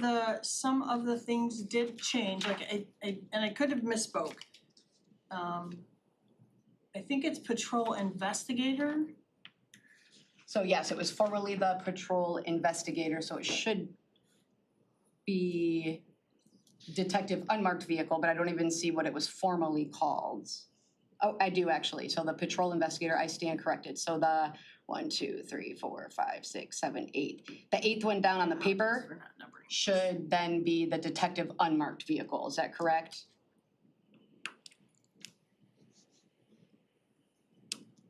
Patrol investigator.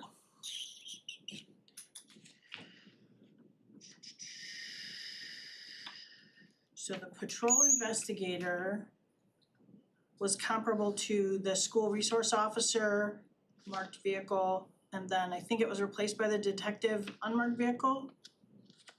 Okay, is that correct? Yes, it was a combination before, and because of the different types of vehicles, because obviously we used to have Impalas, and let's say a Malibu is an unmarked vehicle, the cost for the vehicle was fairly similar. But obviously now that we moved to Tahoes, because they don't make patrol cars anymore, that cost needed to be separated, because obviously the Tahoes are a lot more expensive. so we split that out. And then with the school resource officer agreement that was approved by the Board of Commissioners, we needed to make some changes with that too, so we split the SRO out, so it's not a combined position anymore. So the locals will have to look and see how they wanna do that, cause typically with a patrol investigator, a lot of them did a like 9-month, 3-month split where they had a detective for 3 months in the summer and an SRO. But obviously post-Oxford people have changed that and there's a lot more demand for like straight SRO, so. I appreciate that. So my question then to you, Cheryl, is should I be looking at the 12-page document with the updated accurate information, or am I referencing the paper document? The paper document that I handed out was just a historical snapshot of where we're at. The rates that you see under proposed 25 should tie back to your 12-page document. So, and again, I hear what Gaia says, so like the school resource officer, right? Where is that reflected on the paper document for the historical aspect? That's where I guess I'm confused. Because when you reference the proposed 2025, I don't see anything proposed for the school resource officer. Okay, I believe that's the patrol investigator. I think that's what Gaia was just saying was Nope, switched. those are two separate. So the detective unmarked vehicle was formerly the patrol investigator, and then the school resource officer says new. So if you go to the new contracted positions that was attached to your item, looks like this. Yep. This is gonna have what they were, and then you'll see broken out, like it was patrol investigator, and now it's two positions, the school resource officer and the detective. It should be named new contracted positions 250925, SJ Evans. Okay, still a little confused, but I'm gonna move on for sake of time. I apologize for Nope, that's okay. So if I'm reading everything correctly, when we get down to that proposed 2025 and we see that percent increase. So I'm gonna, since everybody's got the paper document in front of them, I'm gonna use the first one as the example, so the captain, right? I see the proposed of 243,694, and then I see that 14.3%. Yes. Is that 14.3% an increase from the previous contract or from the onset of 2011? No, that's from the previous year. So each percentage is an increase or decrease from the previous year. So like if you look at 16, there's no change, and you look at the numbers for 15 and 16, you'll see they're exactly the same. So the percentage in column 2016 is 0 because those rates did not go up. Let's go to 2020. The 198 for the captain is an increase of 2.66% of the 193,287. The 193,287, kind of working to the left, is a decrease of 0.2522% from 2018. So that's why there's boxes around them, so you can see the number directly to the right of that cost is the percentage increase from the prior year.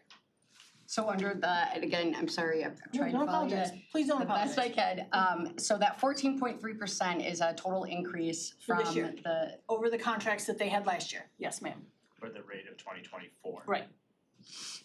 So if you did like 213 divided by 243, that's 14%. I guess it's hard, that's a big jump. I mean, that's a really significant jump, and I'm gonna fall back on, I appreciate the time that has gone into this item specifically. What's really disappointing is the fact that the last time a conversation was had, we really stressed the importance of providing our CVTs with adequate time to make sure that they are able to account for these increases. It's not about disagreeing with the increases. It's not about disagreeing with whether we should be subsidizing still or not subsidizing.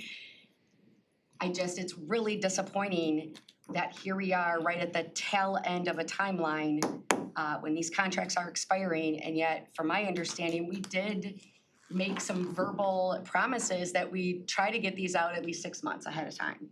And here we are, a few weeks before the contract expires, and then we are expecting our local CVTs to magically pull these, things together with very limited time with significant increases. How did we get to being so far at the end of the timeline?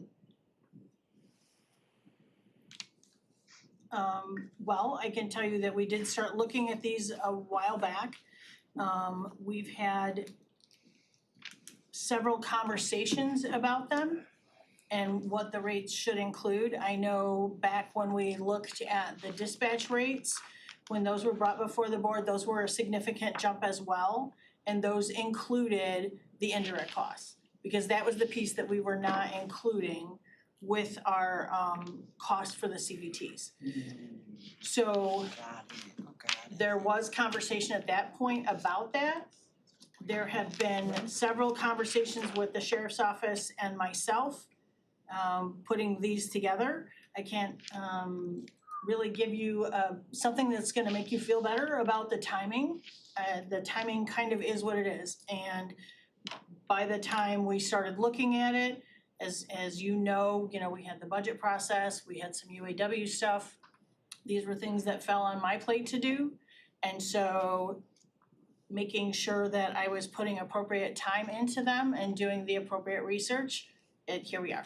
I appreciate that. And maybe, Madam Chair, I don't know if this is something for today's discussion, but I definitely know there's a lot of disappointment with the timeline, right? And I don't want to turn this into a point finger match, right? That's pointless.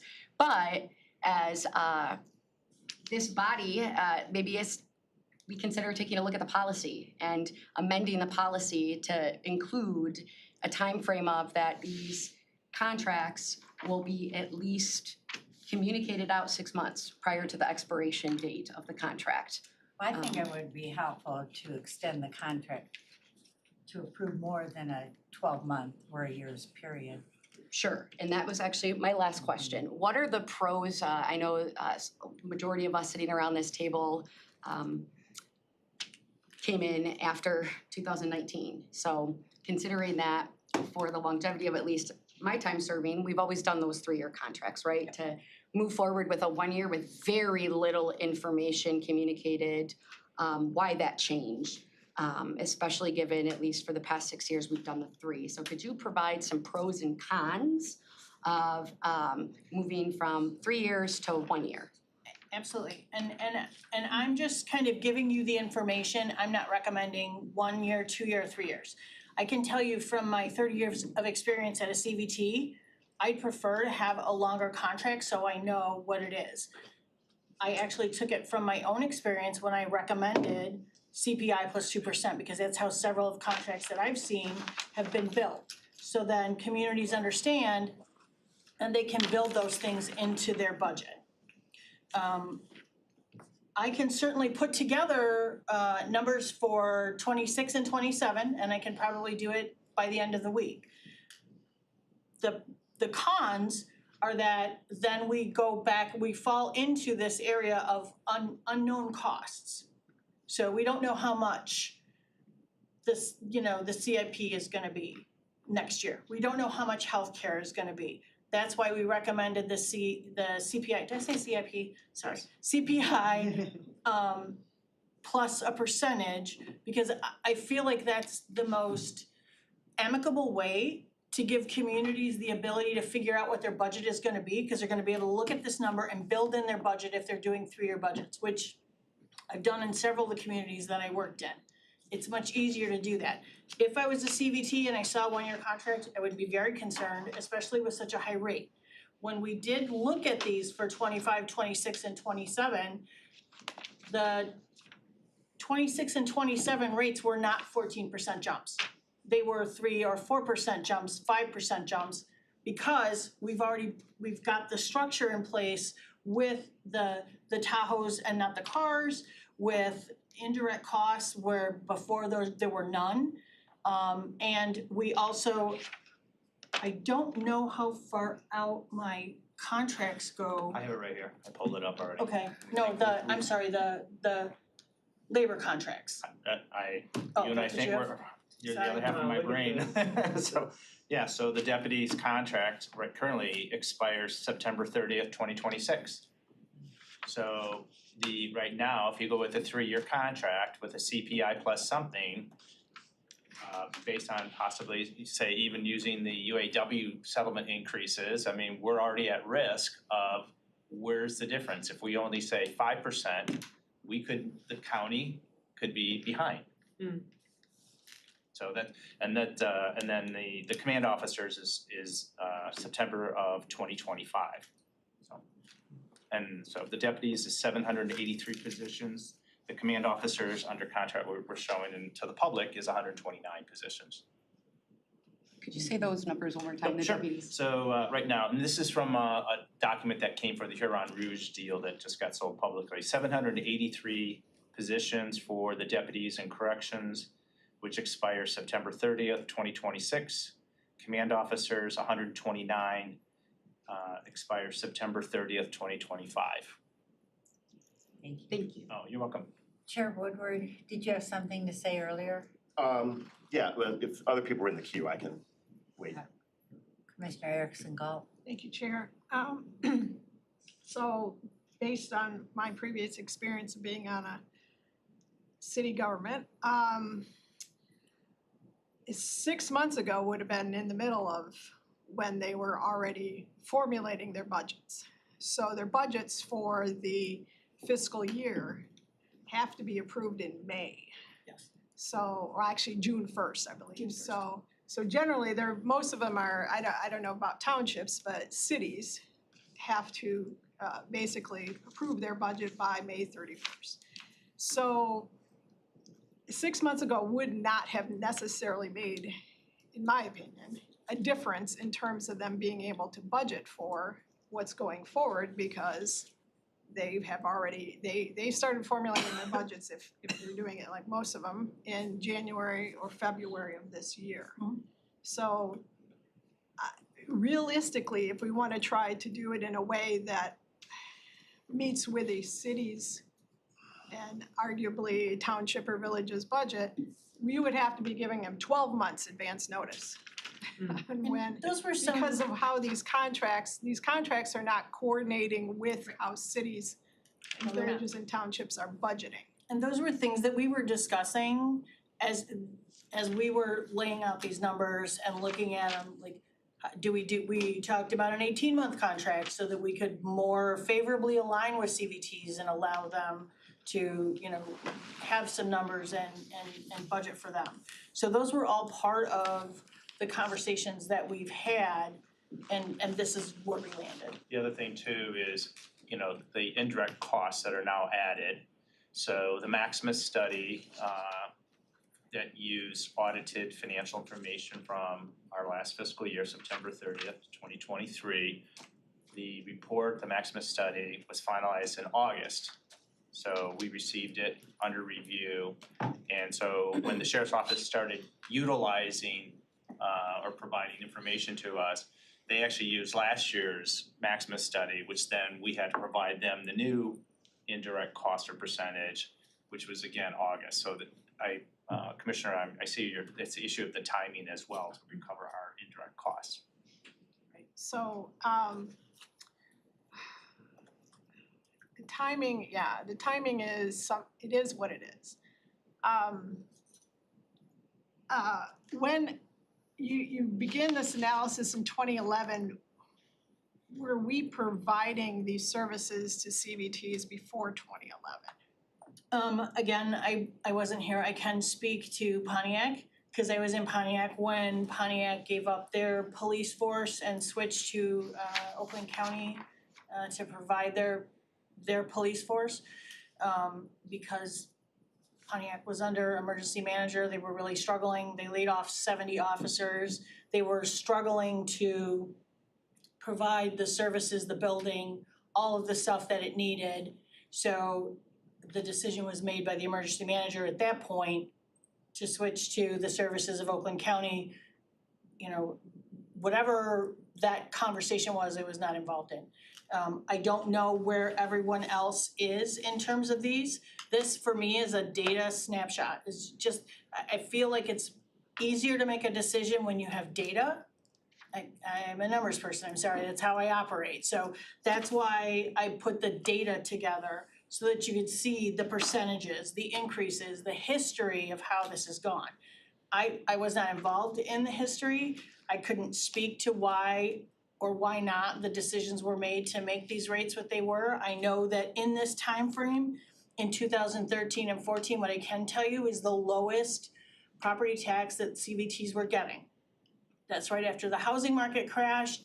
There's no floor on taxable value, so the taxable value went down 10 to 15% in several CVTs. So I'm sure that there was some thought in that when they were trying to put these rates together to make sure that they were being mindful of what the CVTs could afford.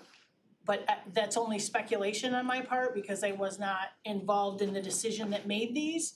This was just a snapshot of data so that you guys could see what the CVTs have, what their history is. Okay. And hence, the reason we are using the State Tax Commission's index inflation rate is something that's a tangible document that a CVT can use as they're calculating their millage rollback, if anything. And that's how much their taxes will increase. This is the percentage that taxes go up for local communities and for the county, for Parks and Rec, for everybody that gets a tax. This rate that we're using and we're recommending is the rate that taxes go up in every one of those CVTs. So if they have a special professional, public service millage, or if it's coming out of their general fund will go up by this amount. So I'm looking back and historically, as you pointed out, there were some years where there was 0% increase and in other years where there was a negative, was an actual decrease in the amount we were charging. Is it safe to assume, or maybe you even have the specific data, that in those years where we didn't increase our costs, our charges, or we decreased our fees that we were charging, our costs did go up in those years? Is that a reasonable assumption? I think it's a reasonable assumption, but I don't have the data in front of me. That might take a little bit of time for me to pull together. We're in two different financial systems. Right. So I have the data back in the financial system to 20. It's a little trickier to get the data out for historical. We're working on bringing that over to our new system, but it's certainly something that I could do that could give you the cost. Now, what I can't tell you is if all the costs lived in that particular cost center. One of the things that the county likes to do is shuffle their cost centers around. We'll put this cost center here, and now we're gonna put stuff here. We're gonna put the insurance over here, now we're gonna put it over here. So in that term of consistency and where the numbers actually are, I can't guarantee that. I can give you the data of what the numbers look like, but I can't tell you that they had a separate cost center for patrol services. So what I've looked at is patrol services. And how many CVTs are we providing these services to? 12. There's 12 substations. 12. Thanks. Thank you. Commissioner. Right, and do we have an idea of about how, percentage-wise, how many CVTs in Oakland County are actually paying for these services? What do you mean paying I mean, a total number of CVTs in Oakland County versus the total number that are actually paying for these services. 63 CVTs and 12 are using the sheriff's office. But that is like 600,000 people that use the sheriff. Good point, yeah, so population-wise, that's probably a different versus. Okay, all right, thank you. Sounds like a good compromise would be a 2-year contract that would give CVTs 12 months at one time when we can just continue to roll over. Commissioner Cavell? Thank you, Chair. I just when talking with Angie, one thing that's important to note is the bottom 4 lines on the one pager that Cheryl shared, which is the average contract increase, and then talking about inflation and then the wage increase for deputy, right? So I think it's worth noting that most of these years, our contract increase percentage is far behind the average wage increase for deputies. And so then that begs the question, do we want to pay our deputies fairly? Which that's part of what this cost increase is fundamentally about. Just to make that note, is paying our deputies a fair wage. So looking at those numbers. And the second thing, I just had a quick question. If you said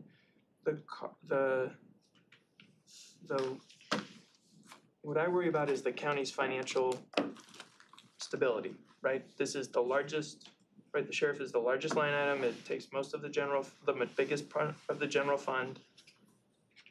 Housing market goes down, our tax revenues go down. We're stuck in a 3-year contract or whatever. But the biggest concern I have is when we think about this again being one of, if not the largest line items in our general fund budget. So first, thanks for covering the indirect costs. But the second is healthcare. Healthcare goes up way faster than CPI, right? Healthcare goes up 7, 10, 11%. So I'm worried that we're gonna lock ourselves in with this great rate and it actually won't end up being enough. Because if we do a 3-year thing and we go up by CPI and that's 3%, but our healthcare goes up for 1,000 people by 10% a year, 1,000 people needing healthcare? It's been 6 to 8 in the last, because part of what I was looking at also when we were doing the UAW contract was that piece. Yeah. And so overall county healthcare has gone up between 6 and 8% in the last 5 years. Per year or? Per year. So Per year. call it 7% a year. 8%, another 8%, 7%, 8%. So if we, is there some semblance, some idea or consensus with the group that these rates plus CPI plus health insurance average cost of 7%? Cause I mean, that's what we're already paying for our deputies. Yeah, the only issue with that is I don't know that until January 1st. Okay.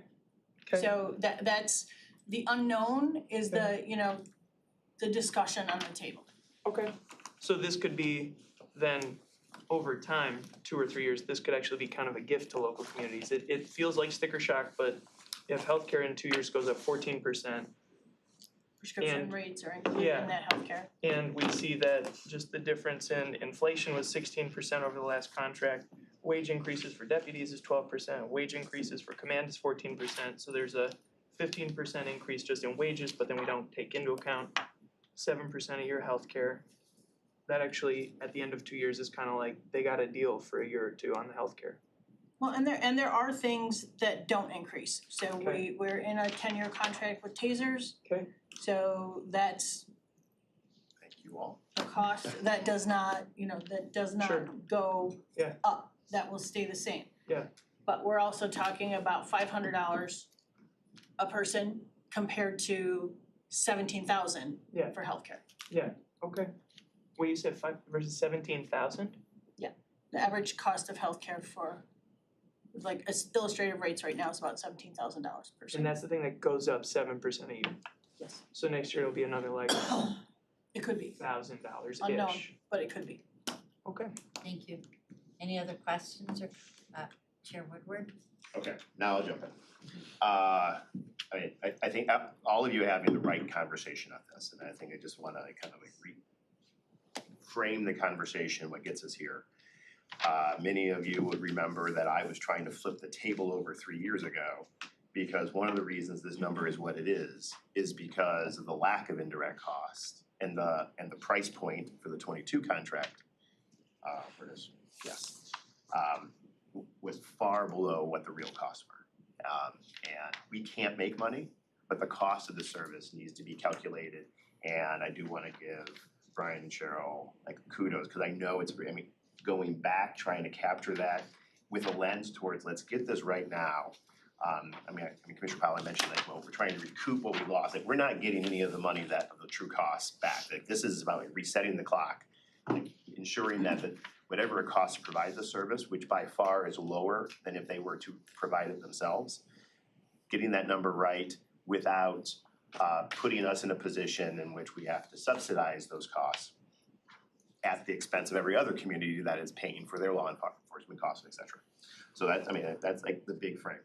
I was there when we moved to the Pontiac deal.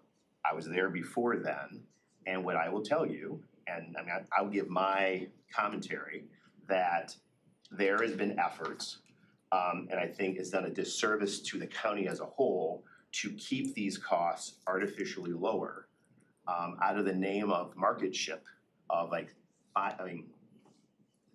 get more communities to sign up for these types of services. And I say that, keep the price as low as possible out of this fear that, well, they won't hire more officers if they have to pay the true costs. I've made this, for years I have had this conversation with lots of individuals, and we're finally at a point where we had the data. I was often arguing that point without the data. We have the data. that goes into like, this is what it costs to have an officer providing this job, period. And so, I mean, getting us to a point of doing that has been a tremendous task and is incredibly important. Now, that being said, what I think, I mean, going forward, 1 year versus 2 year, I love getting us to a point in which it says this is the cost of the next year. And the forecast is CPI plus 2% to be able to put us on a track to be in a better position of recouping things. 1 year, I do think is too short. In fact, I've talked to a number of supervisors, and the overall sentiment is like, there's an acceptance of like, if this is the cost, this is the cost.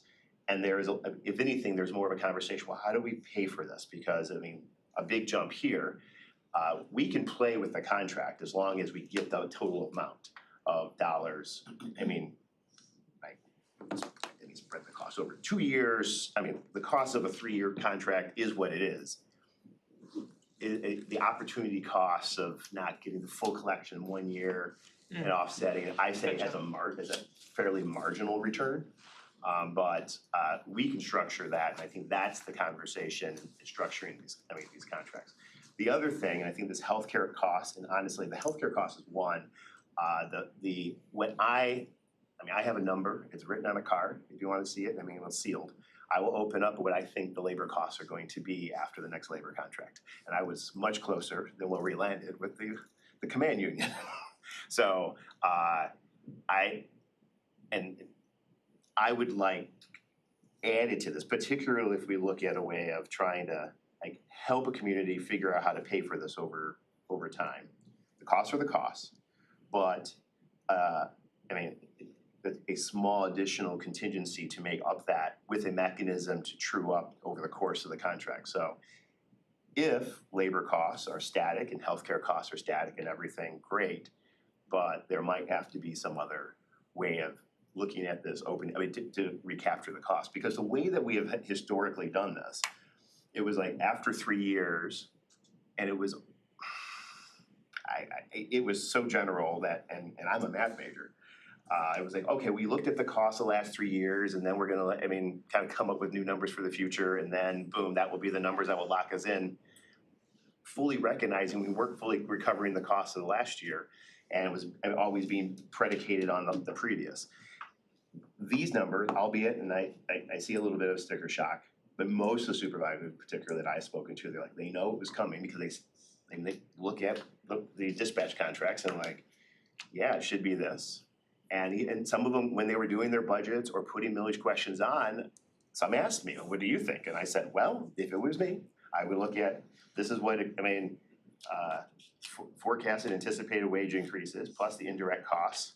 I was landing consistently around 14%. And I said, you should probably throw a 5% contingency on that to offset it because you probably also have infrastructure and law enforcement things. So anyone who asked me, I gave them a number. So when people are saying they're completely shocked and surprised, this has been a conversation going on for some time. Now, that being said, I think that these numbers, and from a policy perspective, and this is a little bit different from a financial perspective, are these like the right numbers? And I think this is the team has assembled this, have done a tremendous amount of work gathering all the data, looking at it from a historical context, and says, boom, here we are. And that's what we're being asked to do. Now, how we structure a contract, 1, 2, or 3 years, right now we're looking at rates of this with CPI plus 2%.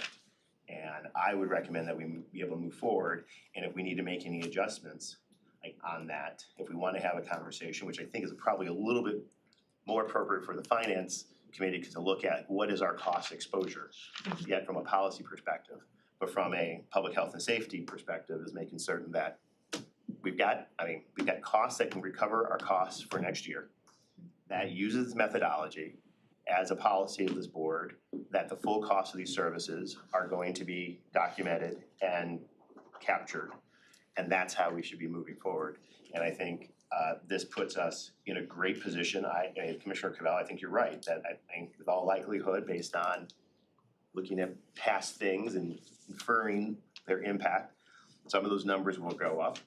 I think have predictability from budgeting is the most important thing.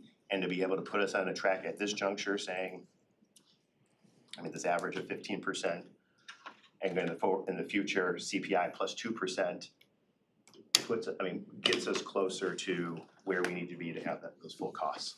And even at that, far in excess, well, much lower than if a community decided to set up their own. I wanna go back, if I may, back to what a fiscal year for a local unit of government is if they're on the July 1 to June 30th.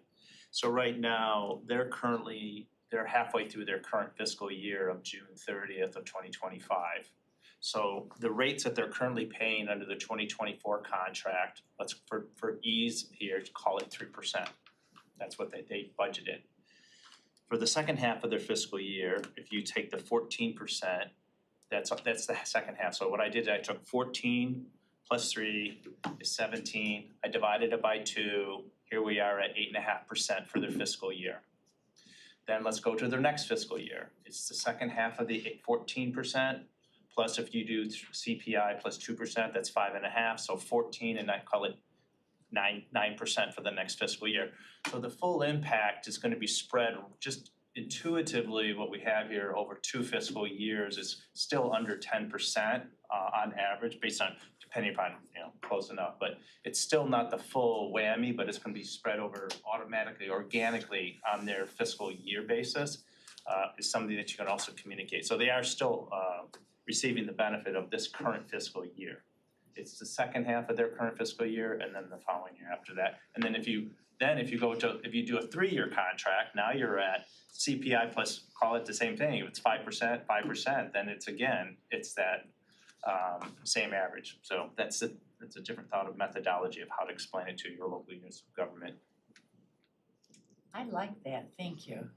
Yeah, on that point, I had a conversation with the supervisor just yesterday and very much just asked, I was in a position of said, except these are the costs, this is what I got, this is what's happening.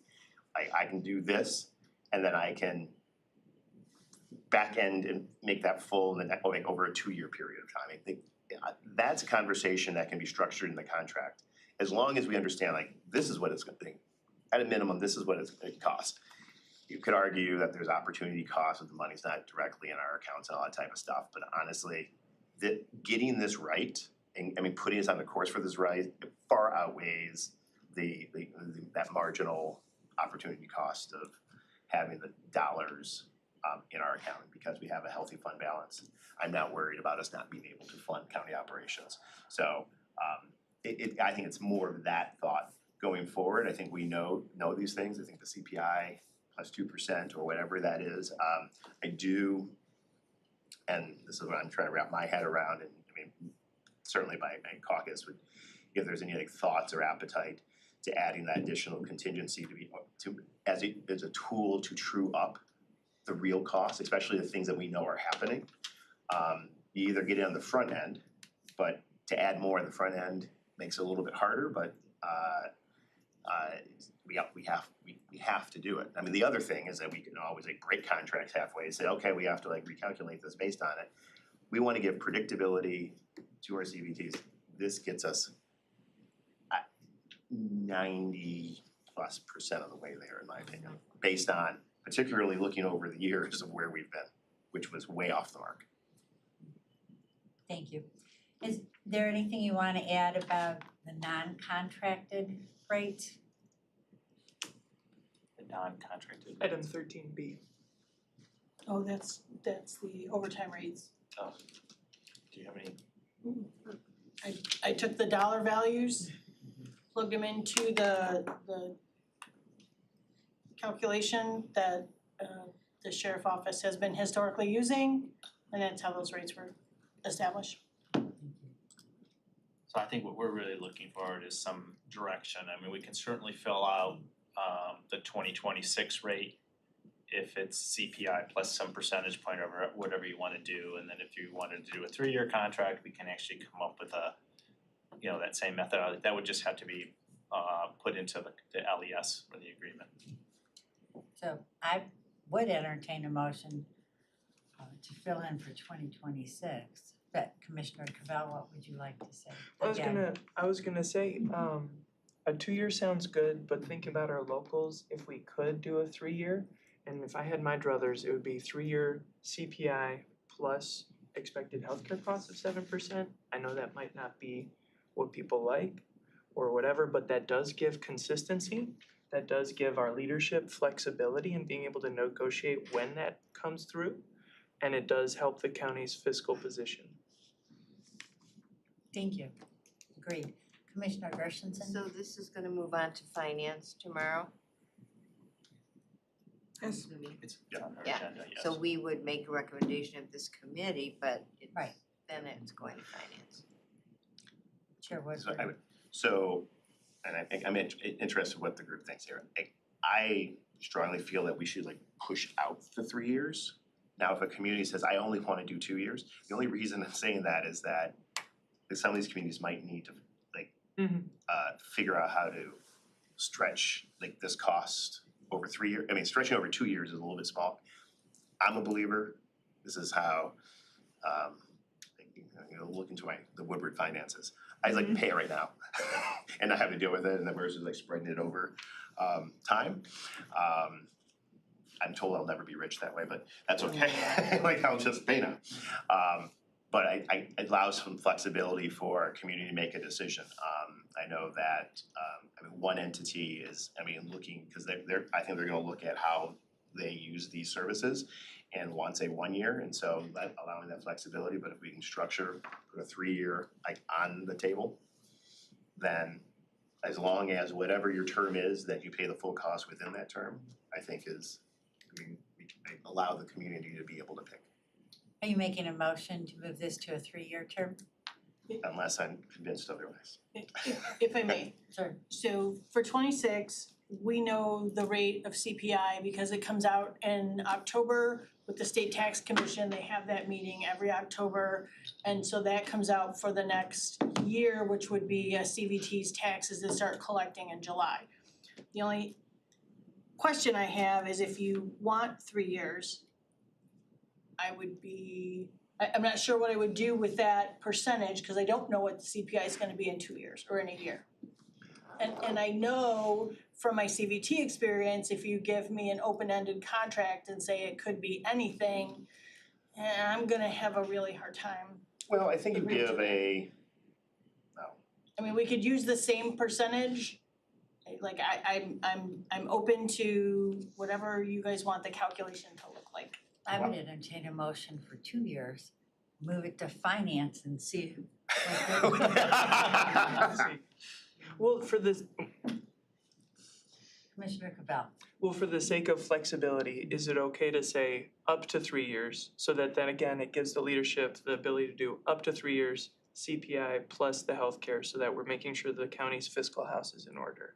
And then from there, leadership is able to say, look, XYZ community can only do 1 year right now because they're thinking about it, or this other community wants to do 3 years and they're well positioned and they planned ahead, and so they want to cover that cost, so that we can give the local communities that stability they need.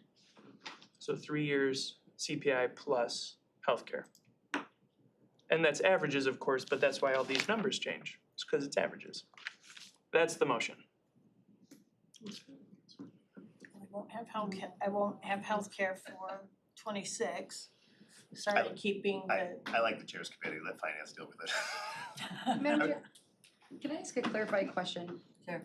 So I understand that the indirect costs are just a component of the overall increase, right? You know, we've talked about, and I think this goes back to conversations we had with dispatch, that, you know, we took a look at the higher base salary amounts, 401 retirement contribution rate increases. I know that insurance liability and overtime, that was another variable. And then that third variable is the indirect costs, right? How much, was there a flat indirect cost rate increase? So when I take a look at like all the different, you know, increases across the different positions, did we come to a number, a increase that was specific to the indirect costs? So those that information is gonna be in your assumption sheet, and it's also gonna be in your 12-page document. All those costs are listed separately. I believe it was 8.45. Yeah. So I- 8.45 is the This is total the current- indirect cost. It's the current, increase. so we get an indirect cost every year. So 2 years ago, the indirect costs were 10%. The year before that, they were 7.5%. So they fluctuate because they come in and they do an analysis of checks cut, AP cut. They go through and they look at departments like finance and see what we did for what departments and determine the cost that the county pays, how much of it is indirect costs for those kinds of things. Sure. So that number fluctuates. Understandably so Yeah, as it well. was 10%. I'm hoping that it's leveling off because it went from 10%. It went from 7% to 10%. Now it's 8%. I don't know what it's gonna look like next year. Sure. The other thing is, you know, we've had a little bit of fluctuation in the last 4 or 5 years with the pandemic and what people are doing and how all those costs are accounted for as well. So I think 8 is a pretty solid number. And then Leslie, with the Maximus study, did we define, is it included within that study, I know that we had a lot of conversation about what are indirect costs. Are those defined in the Maximus study? I will tell you that Maximus is an authorized federal government cost allocation company. They use guidelines that allow them to use these costs for grants and things like that come through the federal government. So I don't know what the guidelines are. You've seen the document. It's 230, 250 pages. It's almost as big as my budget. But they know the methodology. That's why we hire someone else to do it, because there's a lot of number crunching that goes on. But I do have warm fuzzies because they are a federally authorized organization that puts these rates together. They've been doing it for a very long time. I'm very familiar with Maximus. I know I keep going back to my Pontiac days, but Pontiac used them. Just about every community that I've been that uses an indirect cost study, not every community does that. Sure. In Ferndale, we didn't do it. There was 140 employees. You don't need to do an indirect cost study. You kind of go, 5% of your time. They do, we've got 5,000 employees, so they do a very thorough cost analysis. That we download a ton of financial information and document information to them, and they put this study together. It's actually based on our audited financials from the prior year, so that's why there's a lag, so. I get that, yeah. Yeah, so if it was, our audit was done by March 31st of 2024, then now they have the document, our ACFR, to then start doing the Maximus stuff. Sure, I appreciate that. So just for consistent messaging, if somebody within my district, so let's say a local leader, says, well, what are indirect costs? How do we define indirect costs here in Oakland County? So that way we're informed, but also we're consistently and accurately sharing and engaging in those conversations of what are indirect costs. So we've had a conversation with Maximus where we brought them to finance. I can tell you generally, it's things like corp counsel, finance, accounting, treasurer's office, because they cut the checks for us, they maintain our bank accounts. All of those things that don't get charged to anybody, that are kind of like a cost of doing business. Sure. Get spread out to the departments. So to some extent, there's a page in the report, like the actual indirect costs for FY 2023. Are you talking about Maximus? I did read this report. Is that Maximus? Yes. Is that page 19? PDF page 273. Oh, okay. So, It's but towards the end, where the This is the summaries are in the back. So like in the sheriff's office, the indirect cost for fiscal year end 2022 was $7.5 million. For FY 2023, for the sheriff's office, it was $8,435,000. Which translated to, which was the 8.45% that we had used as an indirect cost for these rates.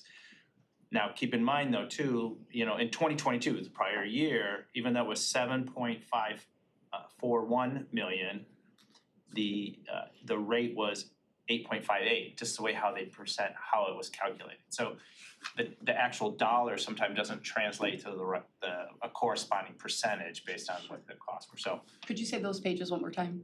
yes, the page that I'm looking at is PDF page 273 out of 281, which is page David-12. Thank you. You're welcome. Thank you, Madam Chair. So I didn't hear a second on the 3-year contract. We have a couple of options.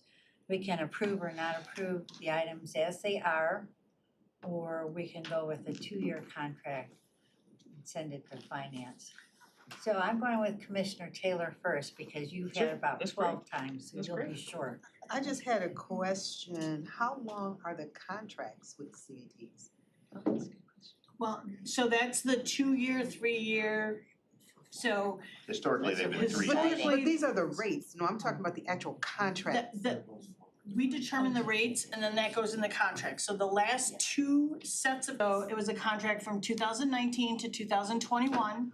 And that was a contract from 2022 to 2024. Okay, so that's the overall contract with the sheriff department, because I thought these were just for the rates. Correct, but the rates changes. The each year. rates For each contract. No, for each year of the contract.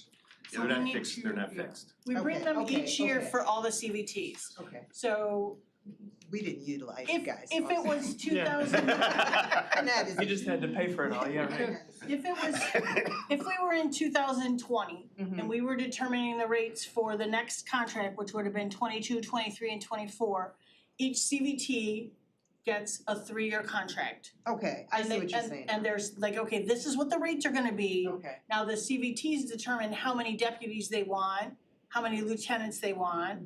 And that's always an option that fluctuates, and those are the things that come before you as a board when the sheriff's office brings amendments to CVT contracts. I wanna add a school resource officer.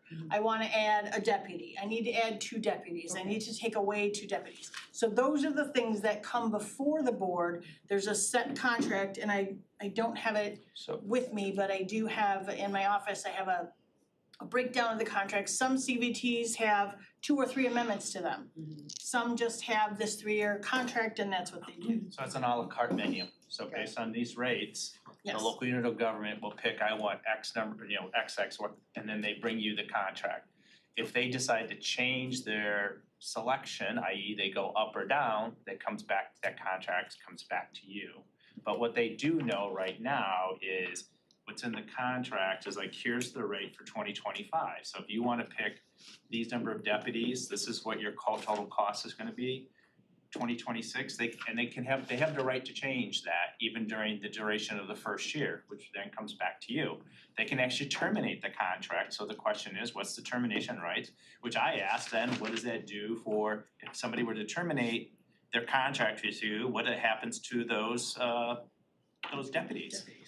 You know, how does it impact our collective bargaining agreement? I mean, it's all those type of things that is the risk we take, but then the sheriff's office then has to manage the increase or the decrease of the engagement or the number of deputies that are being employed by the CVTs. Yeah, Plus- that's why I was going, is because to me, the sheriff's department should be telling us, or how do they feel about a year-over-year contract? How do they staff?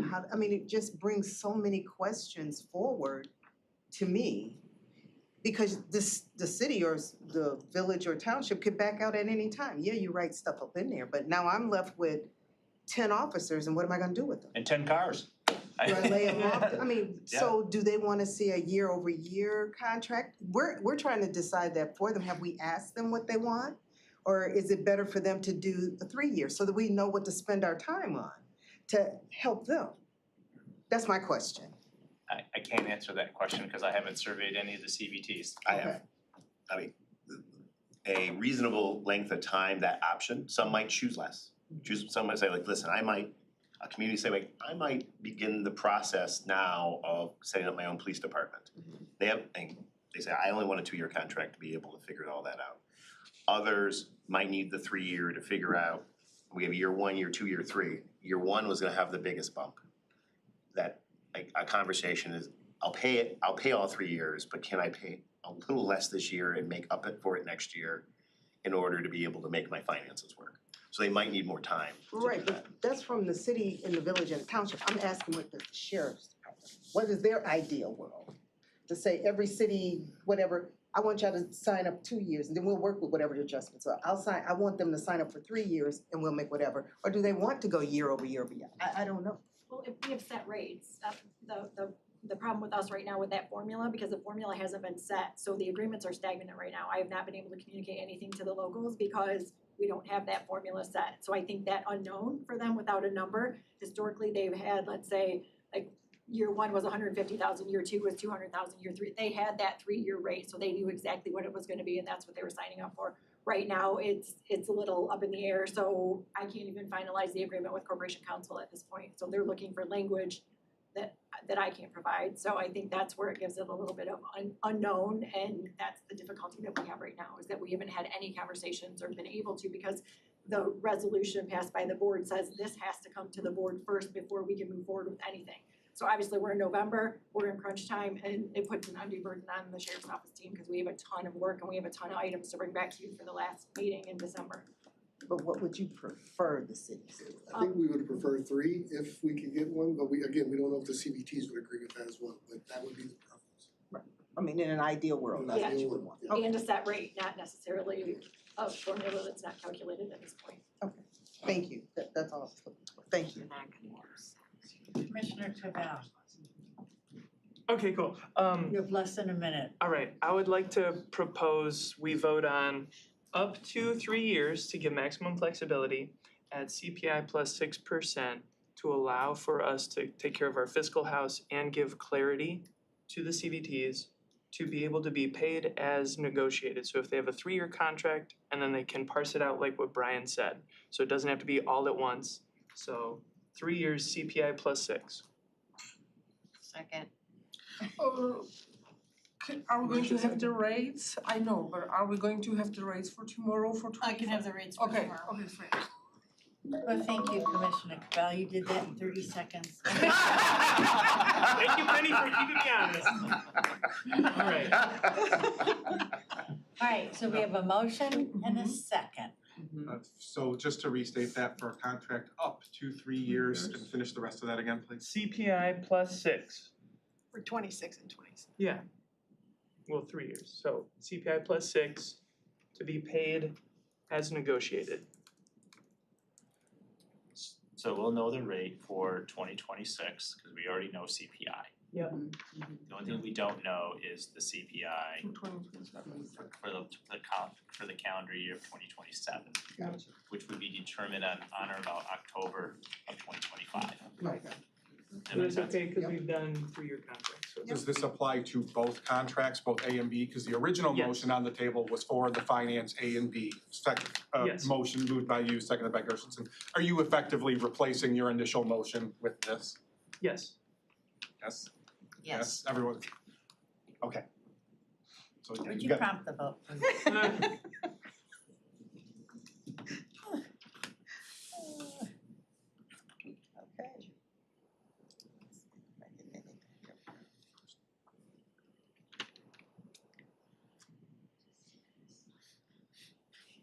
Nelson? Oh, she's left. Oh, she left. Gershenson? Well, she stepped out. She'll be back. All right, you have 6 yeas, 0 nays. Motion carries, thank you. Thank you for your explanations. Anytime. Anytime, thank you. We move on to public comment. Is there anyone from the public wishing to comment? Seeing none, public comment is closed. Yes. There is no other business to come before this committee, so I will adjourn at 1:05. Thank you.